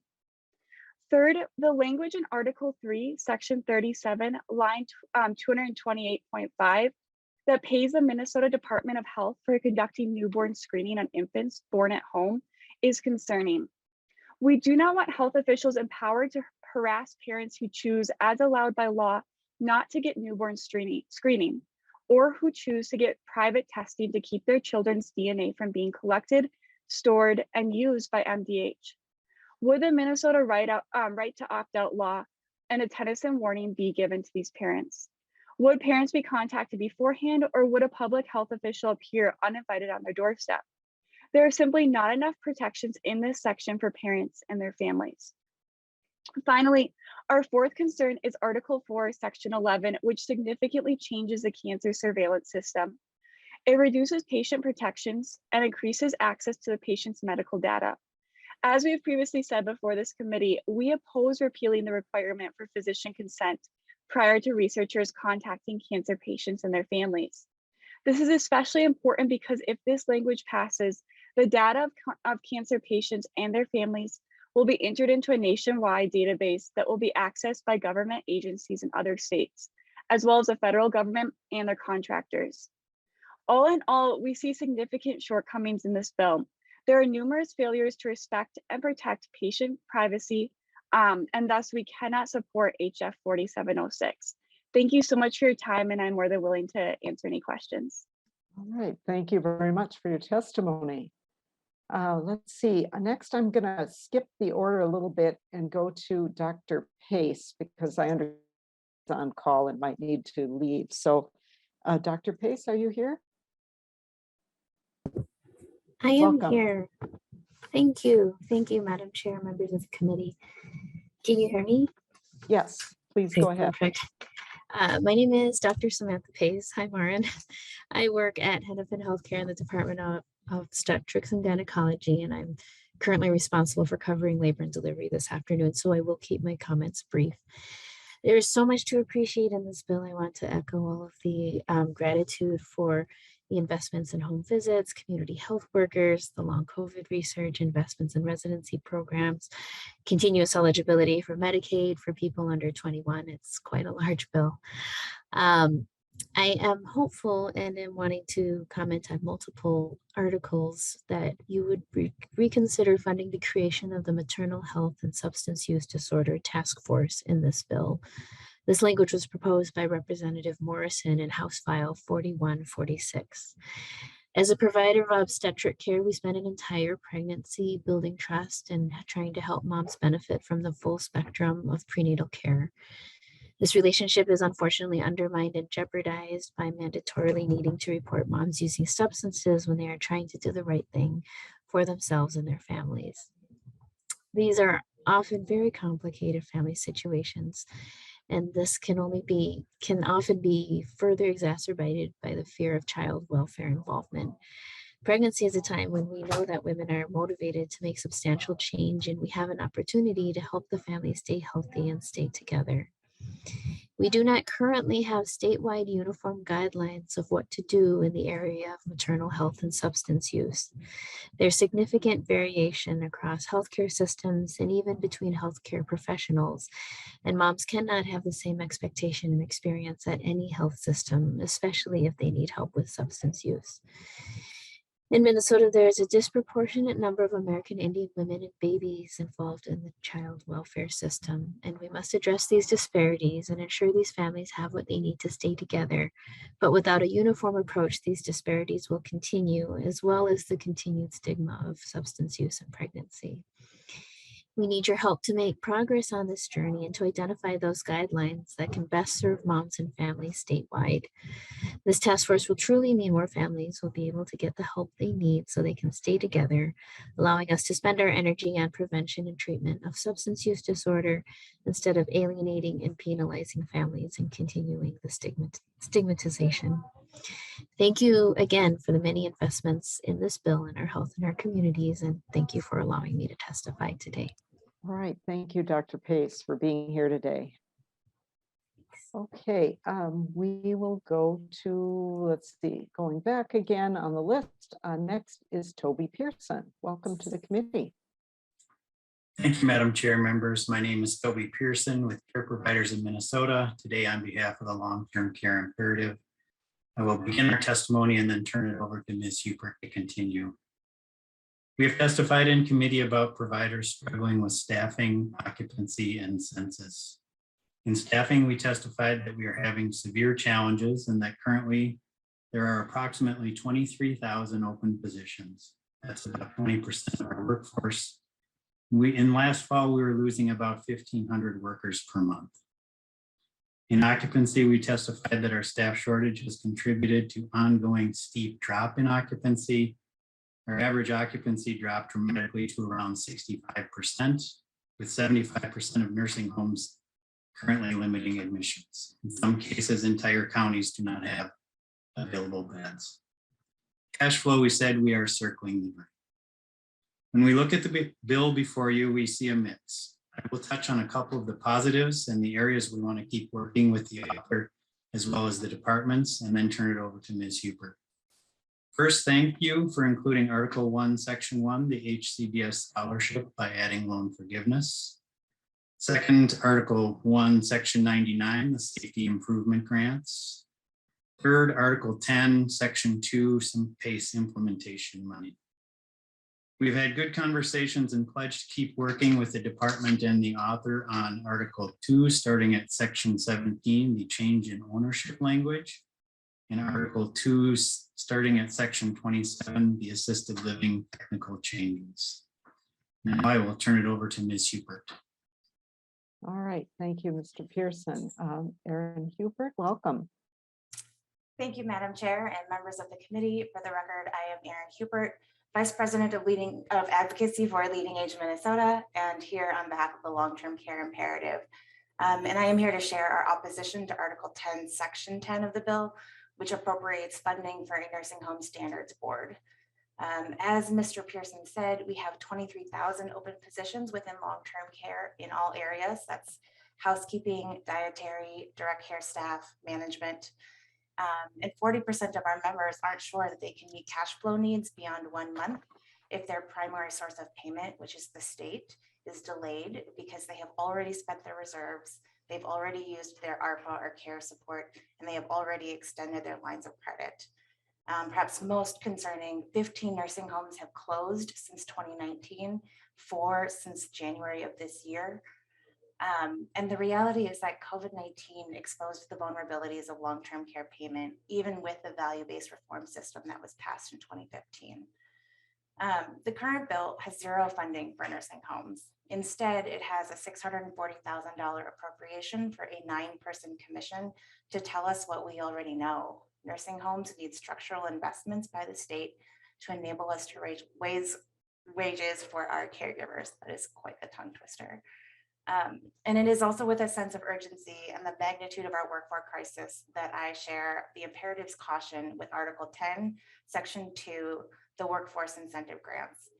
While we very much appreciate these grants, one-time incentives will not be enough to secure the promise of senior care for our loved ones when 20% of our workforce is already gone.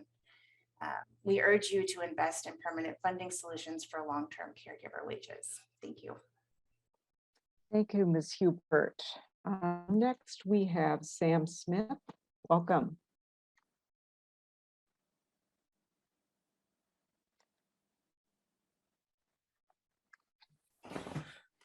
Thank you. Thought it was a little bit later in this hearing, but happy to begin.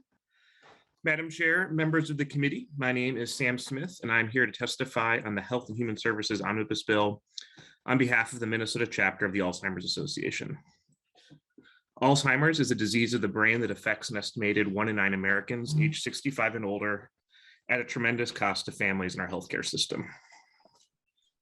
Prior to COVID-19, Alzheimer's, another form of dementia, was the 4th leading cause of death in Minnesota and the only leading cause of death with no known treatment or cure.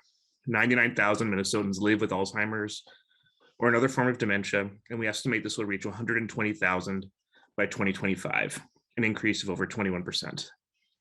The Alzheimer's Association would like to express our appreciation that the House proposal extends funding for the Palliative Care Advisory Council in Article 10. We also value the meaningful investment in community health workers in Article 1. This is an important part of our workforce that bridge the gap between communities and healthcare systems and are especially effective at engaging communities of color. This is a step in the right direction, and we encourage this committee to explore the ways in which community health workers can support people with Alzheimer's and other forms of dementia. Another positive step is funding for the implementation of PACE programs. This is a proven and innovative model of care for delivering services to frail older adults. They require a nursing home level of care to live at home or as independently as possible. However, the Alzheimer's Association would like to express our disappointment that House File 313 from Representative Lee was not included in the bill. This bipartisan legislation would direct the Minnesota Department of Health to develop public health messaging for underserved communities across the state, with culturally specific messages about the importance of early detection and diagnosis, awareness of Alzheimer's disease and other dementias, and discussing cognition with a health provider. This legislation is endorsed by the Minnesota Council on Latino Affairs and the Minnesota Indian Affairs Council. Alzheimer's affects everyone, but the impact is not felt equally. Almost 2/3 of those living with Alzheimer's are women. Most prevalent studies indicate that Black older adults are twice as likely to have Alzheimer's or other dementias as older white adults, with research suggesting Latinos are 1.5 times more likely to have Alzheimer's or other forms of dementia. 1 in 6 Native Americans over the age of 45 are experiencing subjective cognitive decline, a precursor to dementia. It is crucial for the Department of Health to develop culturally appropriate messaging on Alzheimer's and other forms of dementia to ensure that everyone can get an appropriate diagnosis and meaningfully participate in treatment decisions. Thank you for your time and your support. Happy to answer any questions. All right, thank you for your testimony. Okay, so although we're not strictly keeping to different articles, we have loosely grouped our testifiers under the article they mainly wanted to address. So next, I think we're going to move to those who expressed an interest in talking mostly about Article 3. Of course, we're not limiting anyone to that one article. But next we have Perla Ramos Rodriguez. Welcome. Hello, thank you. Thank you for letting me testify and having me on this meeting. Hello, Chair, members of the committee. My name is Perla Ramos Rodriguez. I am an organizer with Unidos Minnesota in Faith and Justice in St. Cloud. We're here where we offer free monthly healthcare clinics for the community. I am here in support of Article 3, Section 43 in the House File 4706 to allow undocumented immigrants under 19 in Minnesota care. Last week, I spoke to your committee in support of the same policy in the governor's budget. I share the story of Reina and her 11-year-old daughter, who are from Honduras and live in Wilmar, Minnesota. Reina's daughter was hospitalized in a coma for a month due to a COVID-19. I thought her father works and pays taxes. If her family does not have access to health coverage, Reina shared, we cannot afford to continue the following appointments needed to restore her being. We are unable to pay the high hospital bills we already have. We are responsible people, but without insurance, we have been devastated. This bill will provide the security to know that when sickness invades your home, you can seek the necessary help. A child of 11 who is just trying to recover from a severe illness and get back to loving a school, that is who this policy will help. We hear many stories like this. Unfortunately, we also hear stories like this one from Christina. Christina has lived in rural Minnesota, Painesville, for 22 years and met and married her husband here. As she told us, he worked long hours, paid taxes, and loved to swim and play sports with their children. Unfortunately, he was undocumented and uninsured. So he received little preventative care and was diagnosed with a stage 4 cancer in September of 2020. Eventually, he qualified for emergency MA, but not on time to treat his disease.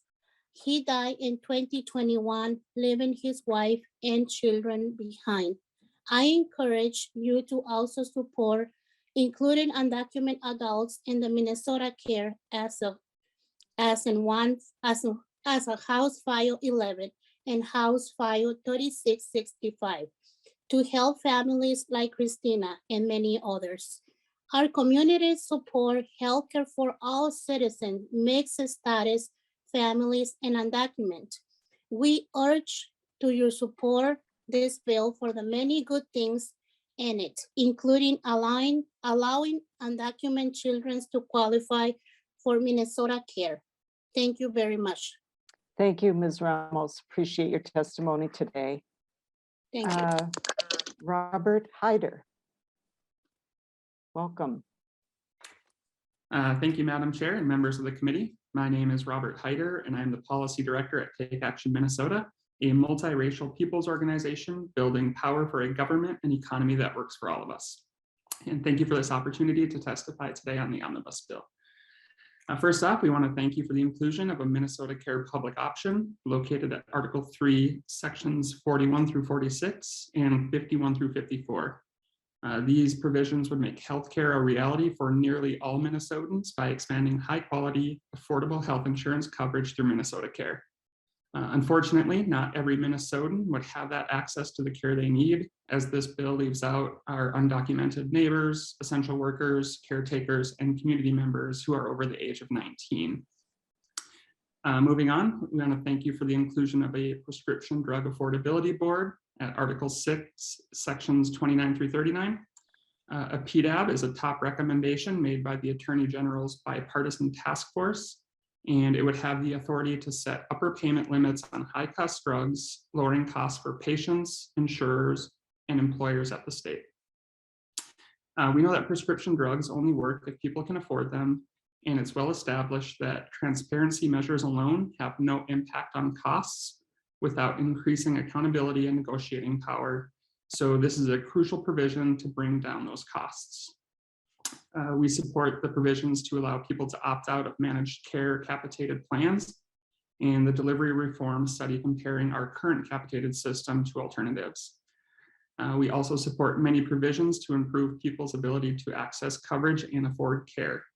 These provisions include establishing the Healthcare Affordability Board and Patient Protection Office, implementation of the Federal No Surprises Act, maintaining current Minnesota Care premiums, eliminating cost sharing in MA and Minnesota Care, pandemic payments to navigators, and finally, the funding for improving MNsure and DHS IT and enrollment systems, including interactive voice response, increased access for those with limited English, and community-driven improvements. This bill as a whole will benefit Minnesotans, and we urge the committee to support and strengthen it. Thank you for all the work that you put into this bill, and thank you for your time today. All right, thank you very much, Mr. Hyder. Okay, Jeff Nachbar, welcome. Chair Liebling, members of the committee, my name is Jeff Nachbar, the Public Policy Director for the Minnesota Brain Injury Alliance. I'm here today to speak in support of Article 3, Section 15, and will confine my remarks to this increase in the medical assistance income and spend down standard. It's on page 17 of the spreadsheet and on page 192, line 14 of the DE. So thank you so much, Chair Liebling, for taking steps to begin to address the inequity in the MA qualifying standards for low-income, elderly, and disabled individuals. As you well know, we've been working on this issue for many, many years, and progress has been sparse and painfully slow. We understand that it is slow because addressing this is a heavy lift with significant costs and large fiscal notes. We truly get that and understand that there are many unmet needs that you're addressing. I do like to point out that we should remember that these costs are directly proportional to the amount of money that Minnesota is essentially taking out of people with disabilities pockets, just so they can get the care they justifiably qualify for. Now, I don't think anybody meant to leave low-income elderly or individuals with disabilities behind in our efforts to improve access to healthcare and community-based services.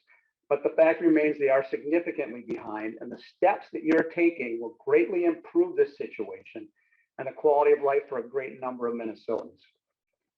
I would be remiss if I failed to mention that this does nothing about the low asset limits we put on people with disabilities. An individual can only hold on to $3,000. And the way that this is structured, we're asking folks with very little income to wait 3 years for this to go into effect.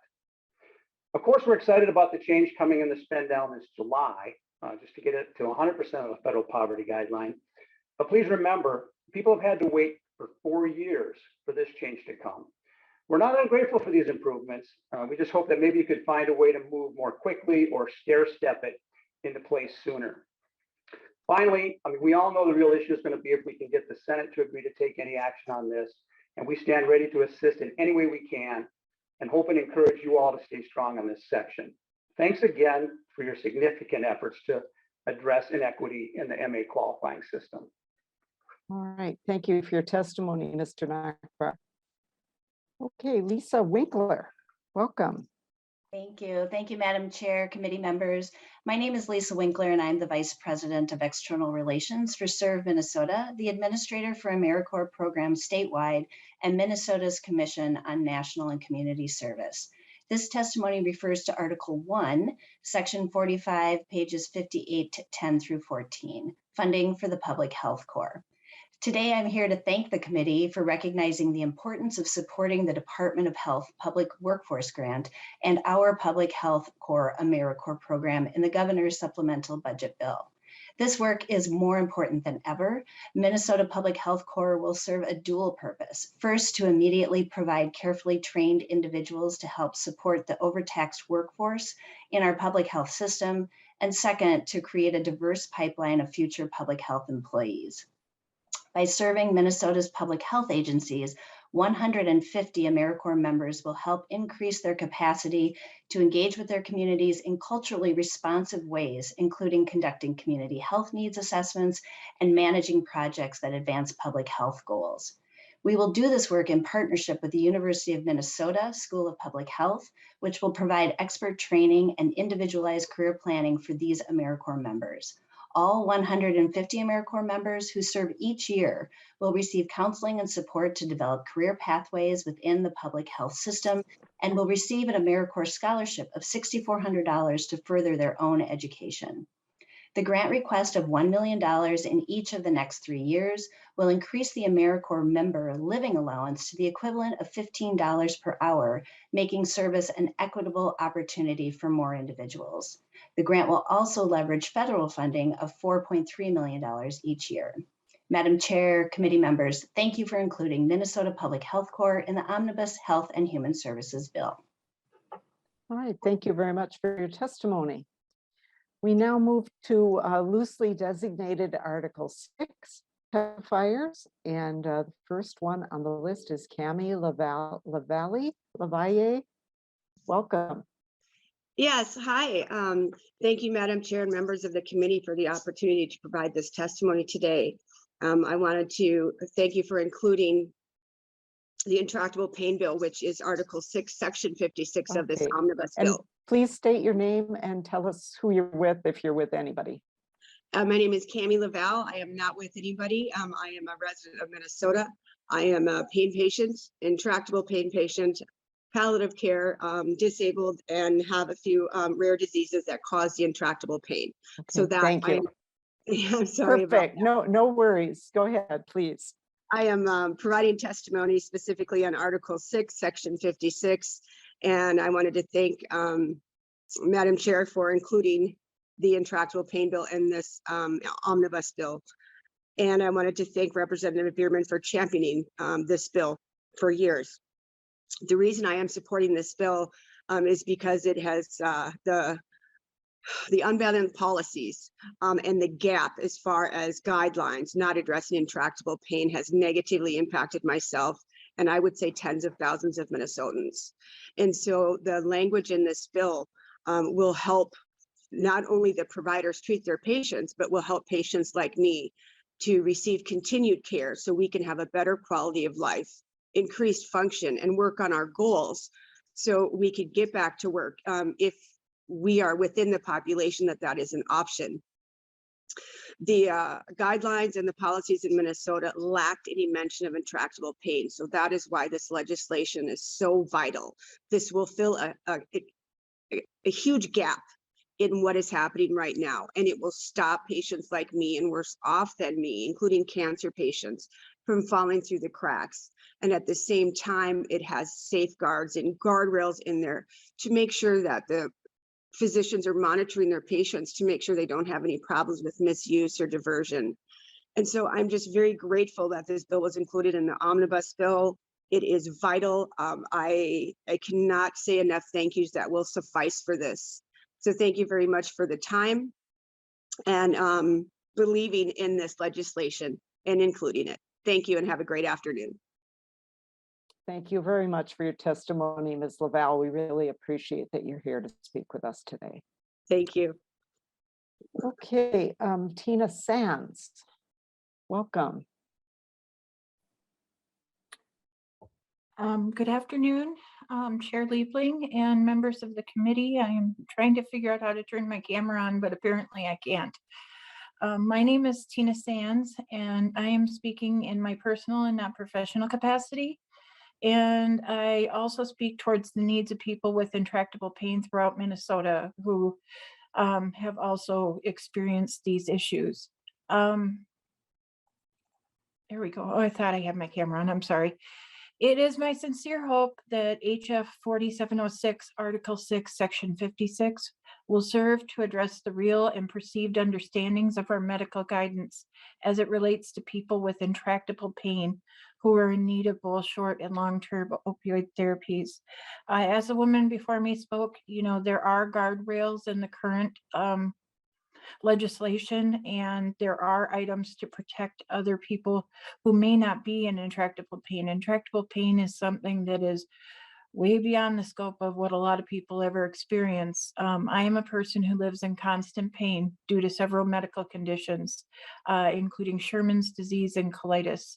And over many years before ever trying opioid medication, I had exhausted every medical therapy. I did physical therapy for years, surgery, yoga, acupuncture, muscle relaxants, and so on. And it was only in 2011 when I reached the point of being unable to work or even walk due to pain that I consented to try carefully managed opioid therapy. I am able to remain working and have a fairly good quality of life due to carefully monitored medication.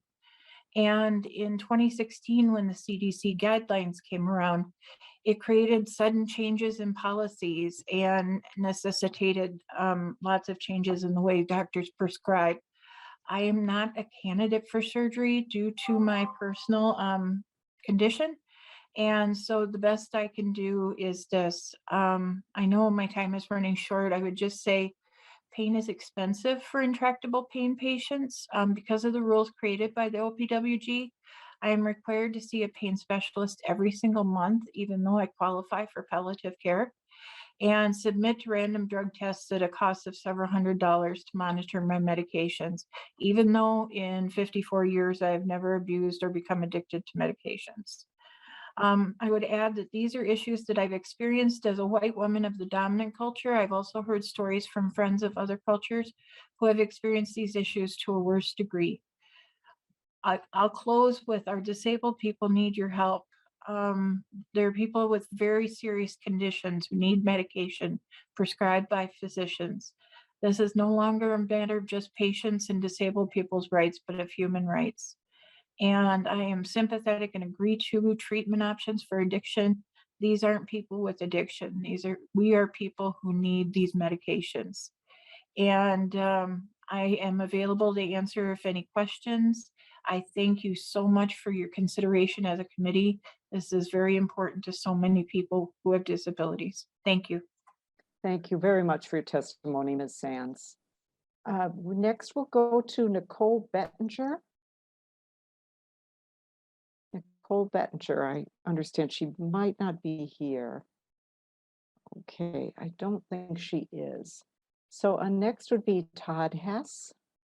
Dr. Hess, welcome. Yes, hello. Thank you.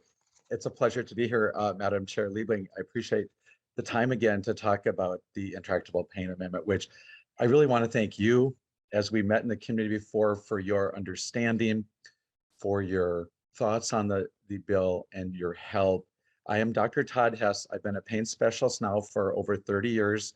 I'm board certified in anesthesiology and pain medicine, and I've had my entire practice here in the state of Minnesota now 31 years. So again, thanks to all of you. Thanks to Representative Bierman for his help with the intractable pain, Representative Baker and the others on the committee who had also spoken in favor of this bill. This bill, Chair Liebling, is really to help right the wrongs of the CDC guidelines. As we know, as pain specialists since 2012, we were very concerned that pain patients would be left out in this, and we were concerned about the MME and the hard numbers that were put down. We know pain is difficult to treat, and there is no one size fits all. And we certainly knew there was an opioid crisis. We've shut down pill mills. We do better prescribing. Education is better, and certainly also awareness of chemical dependency. So much good has been done. The unfortunate, though, is patients with intractable pain. This has had a chilling effect on prescribing, and you'll hear this, I'm sure, often, that it has really made physicians really terrified. I really appreciate Dr. Rice and his comments earlier, in rural medicine even, concerned of access. The CDC guidelines were not even meant for pain specialists, and we've had targets on our back, but rurally, where family medicine does basically everything, they do a wonderful job with pain patients, and they have really been shut out. And really the work they could do would be so great if we had this bill to support, to get rid of these MEME levels and the decredentialing that we're threatened with, the medical board reviews that we're threatened with, and literally, seriously, the targets on our back.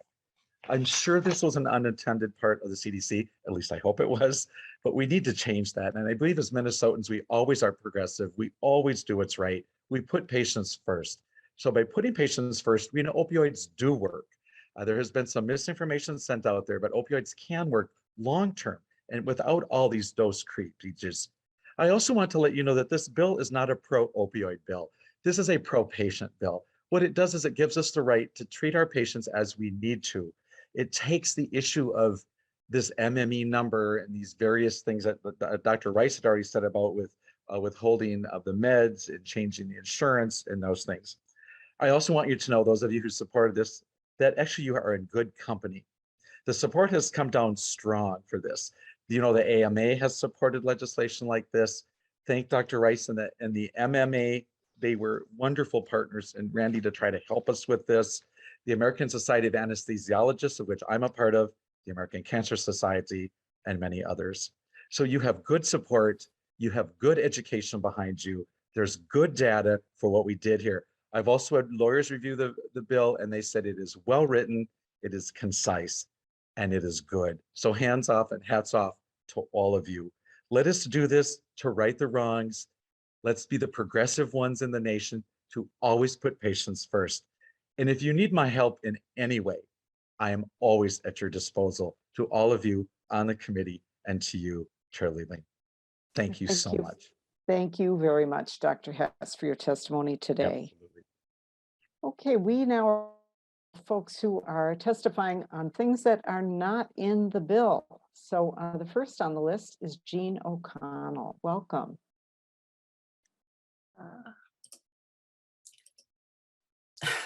Again, I'm trying to start my video, but hopefully you can hear me.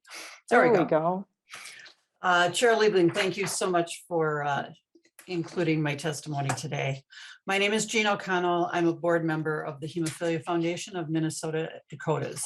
I'm also the sister of 4 siblings who have hemophilia. We were disappointed that our provision embodying House File 3611, authored by Representative Moran, was not included in the Omnibus bill. We had a robust hearing in this committee and Congress, and we respectfully submit that this provision is something that could alleviate high drug costs for fragile populations in Minnesota. Hemophilia is a rare genetic bleeding disorder that impairs the ability of blood to clot properly. And without treatment, people with hemophilia bleed internally, leading to severe joint damage, permanent disability, or even death. Patients depend on prescription drugs to treat or avoid painful bleeding episodes, and that treatment is very expensive, costing anywhere from $250,000 to $1 million annually. And it's really important to understand that these drugs are not available in any generic form. Copay assistance helps patients afford out-of-pocket costs for their medications. The insurance companies are gladly accepting those payments and then telling Minnesotans that they don't count toward their out-of-pocket maximums. My father, Bernard McGuire, was an insurance agent in Minnesota for over 25 years. He would be appalled to know that this practice is being allowed in Minnesota. I'd like to share a friend's story. She has twin boys with hemophilia. She works for a large Minnesota corporation with good healthcare benefits, and was caught off guard last year when her health plan informed her mid-year that the copay assistance for her son's medications no longer counted toward her out-of-pocket maximums, and that she owed $10,800 before she could pick up her next prescription. Her son's medications cost $3,000 per month per child. And again, there are no generic drugs available for hemophilia. I would urge you to please include HF 3611 in the omnibus bill and put an end to copay accumulators in Minnesota. Our rare disease communities need your help now. Thank you very much. Thank you for your testimony. Next, we have Jamie Sexton. Thank you, Madam Chair, and esteemed members of the Health, Finance, and Public Policy Committee for allowing me to address you today. My name is Jamie Sexton. I'm the Director of State Policy for the Immune Deficiency Foundation, where I have the privilege of representing the estimated 4,300 Minnesota residents who are diagnosed with a primary immunodeficiency. I'm here today to share our disappointment that the accumulator adjustment program language within Representative Moran's House File 3611 was not included in the Omnibus bill. We would love to continue to work with you all and the entire legislature to get this language incorporated to ensure that all copays count in Minnesota, which would significantly benefit patients in the state. The language we're discussing today from House File 3611 is simple. It ensures that all payments made by or on behalf of patients are counted toward their out-of-pocket maximum or any cost sharing requirement. Simply put, we're seeking to codify the status quo as copay assistance, regardless of the source, has traditionally always applied towards patients' cost sharing requirements and out-of-pocket maximums. That, of course, was before the rise in the use of copay accumulator adjustment programs, which are harming patients by excluding copay assistance payments from out-of-pocket cost sharing calculations, contrary to how those have traditionally been applied. That exclusion of copay assistance is often results in patients no longer being able to access their life-saving medications. To date, 13 states and Puerto Rico have enacted protections against this unfair practice. More than 30 states have introduced similar bills, and a federal bill has been introduced to address this practice in ERISA plans. You may also be aware that the National Council of Insurance Legislators, or NCOIL, has also endorsed model legislation around this issue, further highlighting the timeliness of addressing this practice and ensuring that all copays count for patients. For this reason, I respectfully request the original House File 3611, which was laid over for possible inclusion, be incorporated into the Omnibus bill. Thank you for your time, and I hope to serve as a resource to you as you consider this request. Thank you for your testimony. Next, we have James Paste. Welcome. Well, thank you, Madam Chair and committee members. I am James Paste, Executive Director of the Hemophilia Foundation of Minnesota and Dakotas. I want to first thank you for all the good work you're doing toward the health of Minnesotans. We hope that the committee will consider placing House File 3611 for inclusion into the Omnibus bill. It's had an informational hearing in this committee, and it passed through the House Commerce Committee. The bill has bipartisan support in both the House and Senate, and a coalition of patient organizations of over 30 in support of the bill. Many rare diseases like hemophilia are very expensive to treat. And as a result, there are affected Minnesota families and individuals who rely on third-party assistance to help their out-of-pocket costs, which often hit the max every year, which of course is over $17,000 for a family. Now, some health plans have taken aggressive steps to deny families from getting this assistance intended to help them. Families are shocked to find out that they still owe money after the money's already been collected, but not applied to their out-of-pocket costs. This practice, known as the accumulator, it's wrong, it's harmful to families, and it should be banned in Minnesota. We know the cost of health insurance premiums and out-of-pocket costs are at an all-time high. The idea that insurance companies have a right to deny third-party payments to help families is confounding and troubling. Once a required out-of-pocket bill is paid in full, insurance companies should not have the right to deny any payment or to demand that the payment come directly from a family's wallet. Not every family has $17,000 to pay. Please support the inclusion of 3611 in as an amendment to end copay accumulators in Minnesota. Our rare disease communities need your help now, and there's a coalition of 30 patient groups asking for your help. We ask for your help, Madam Chair and committee members. Thank you. All right, thank you for your testimony. And lastly, we have Sarah Durr. Welcome to the committee. Thank you, Madam Chair and members of the committee. My name is Dr. Sarah Durr. I'm the Executive Director here at the Minnesota Pharmacists Association. I'm also testifying today on behalf of all of Minnesota Pharmacy and the Minnesota Pharmacy Alliance. I appreciate the opportunity to testify on behalf of these groups today. Minnesota pharmacies are critical healthcare access points for patients. Most patients live within 5 miles of their pharmacy and see their pharmacist on average 18 times per year, which is more frequent than patients see any other healthcare provider.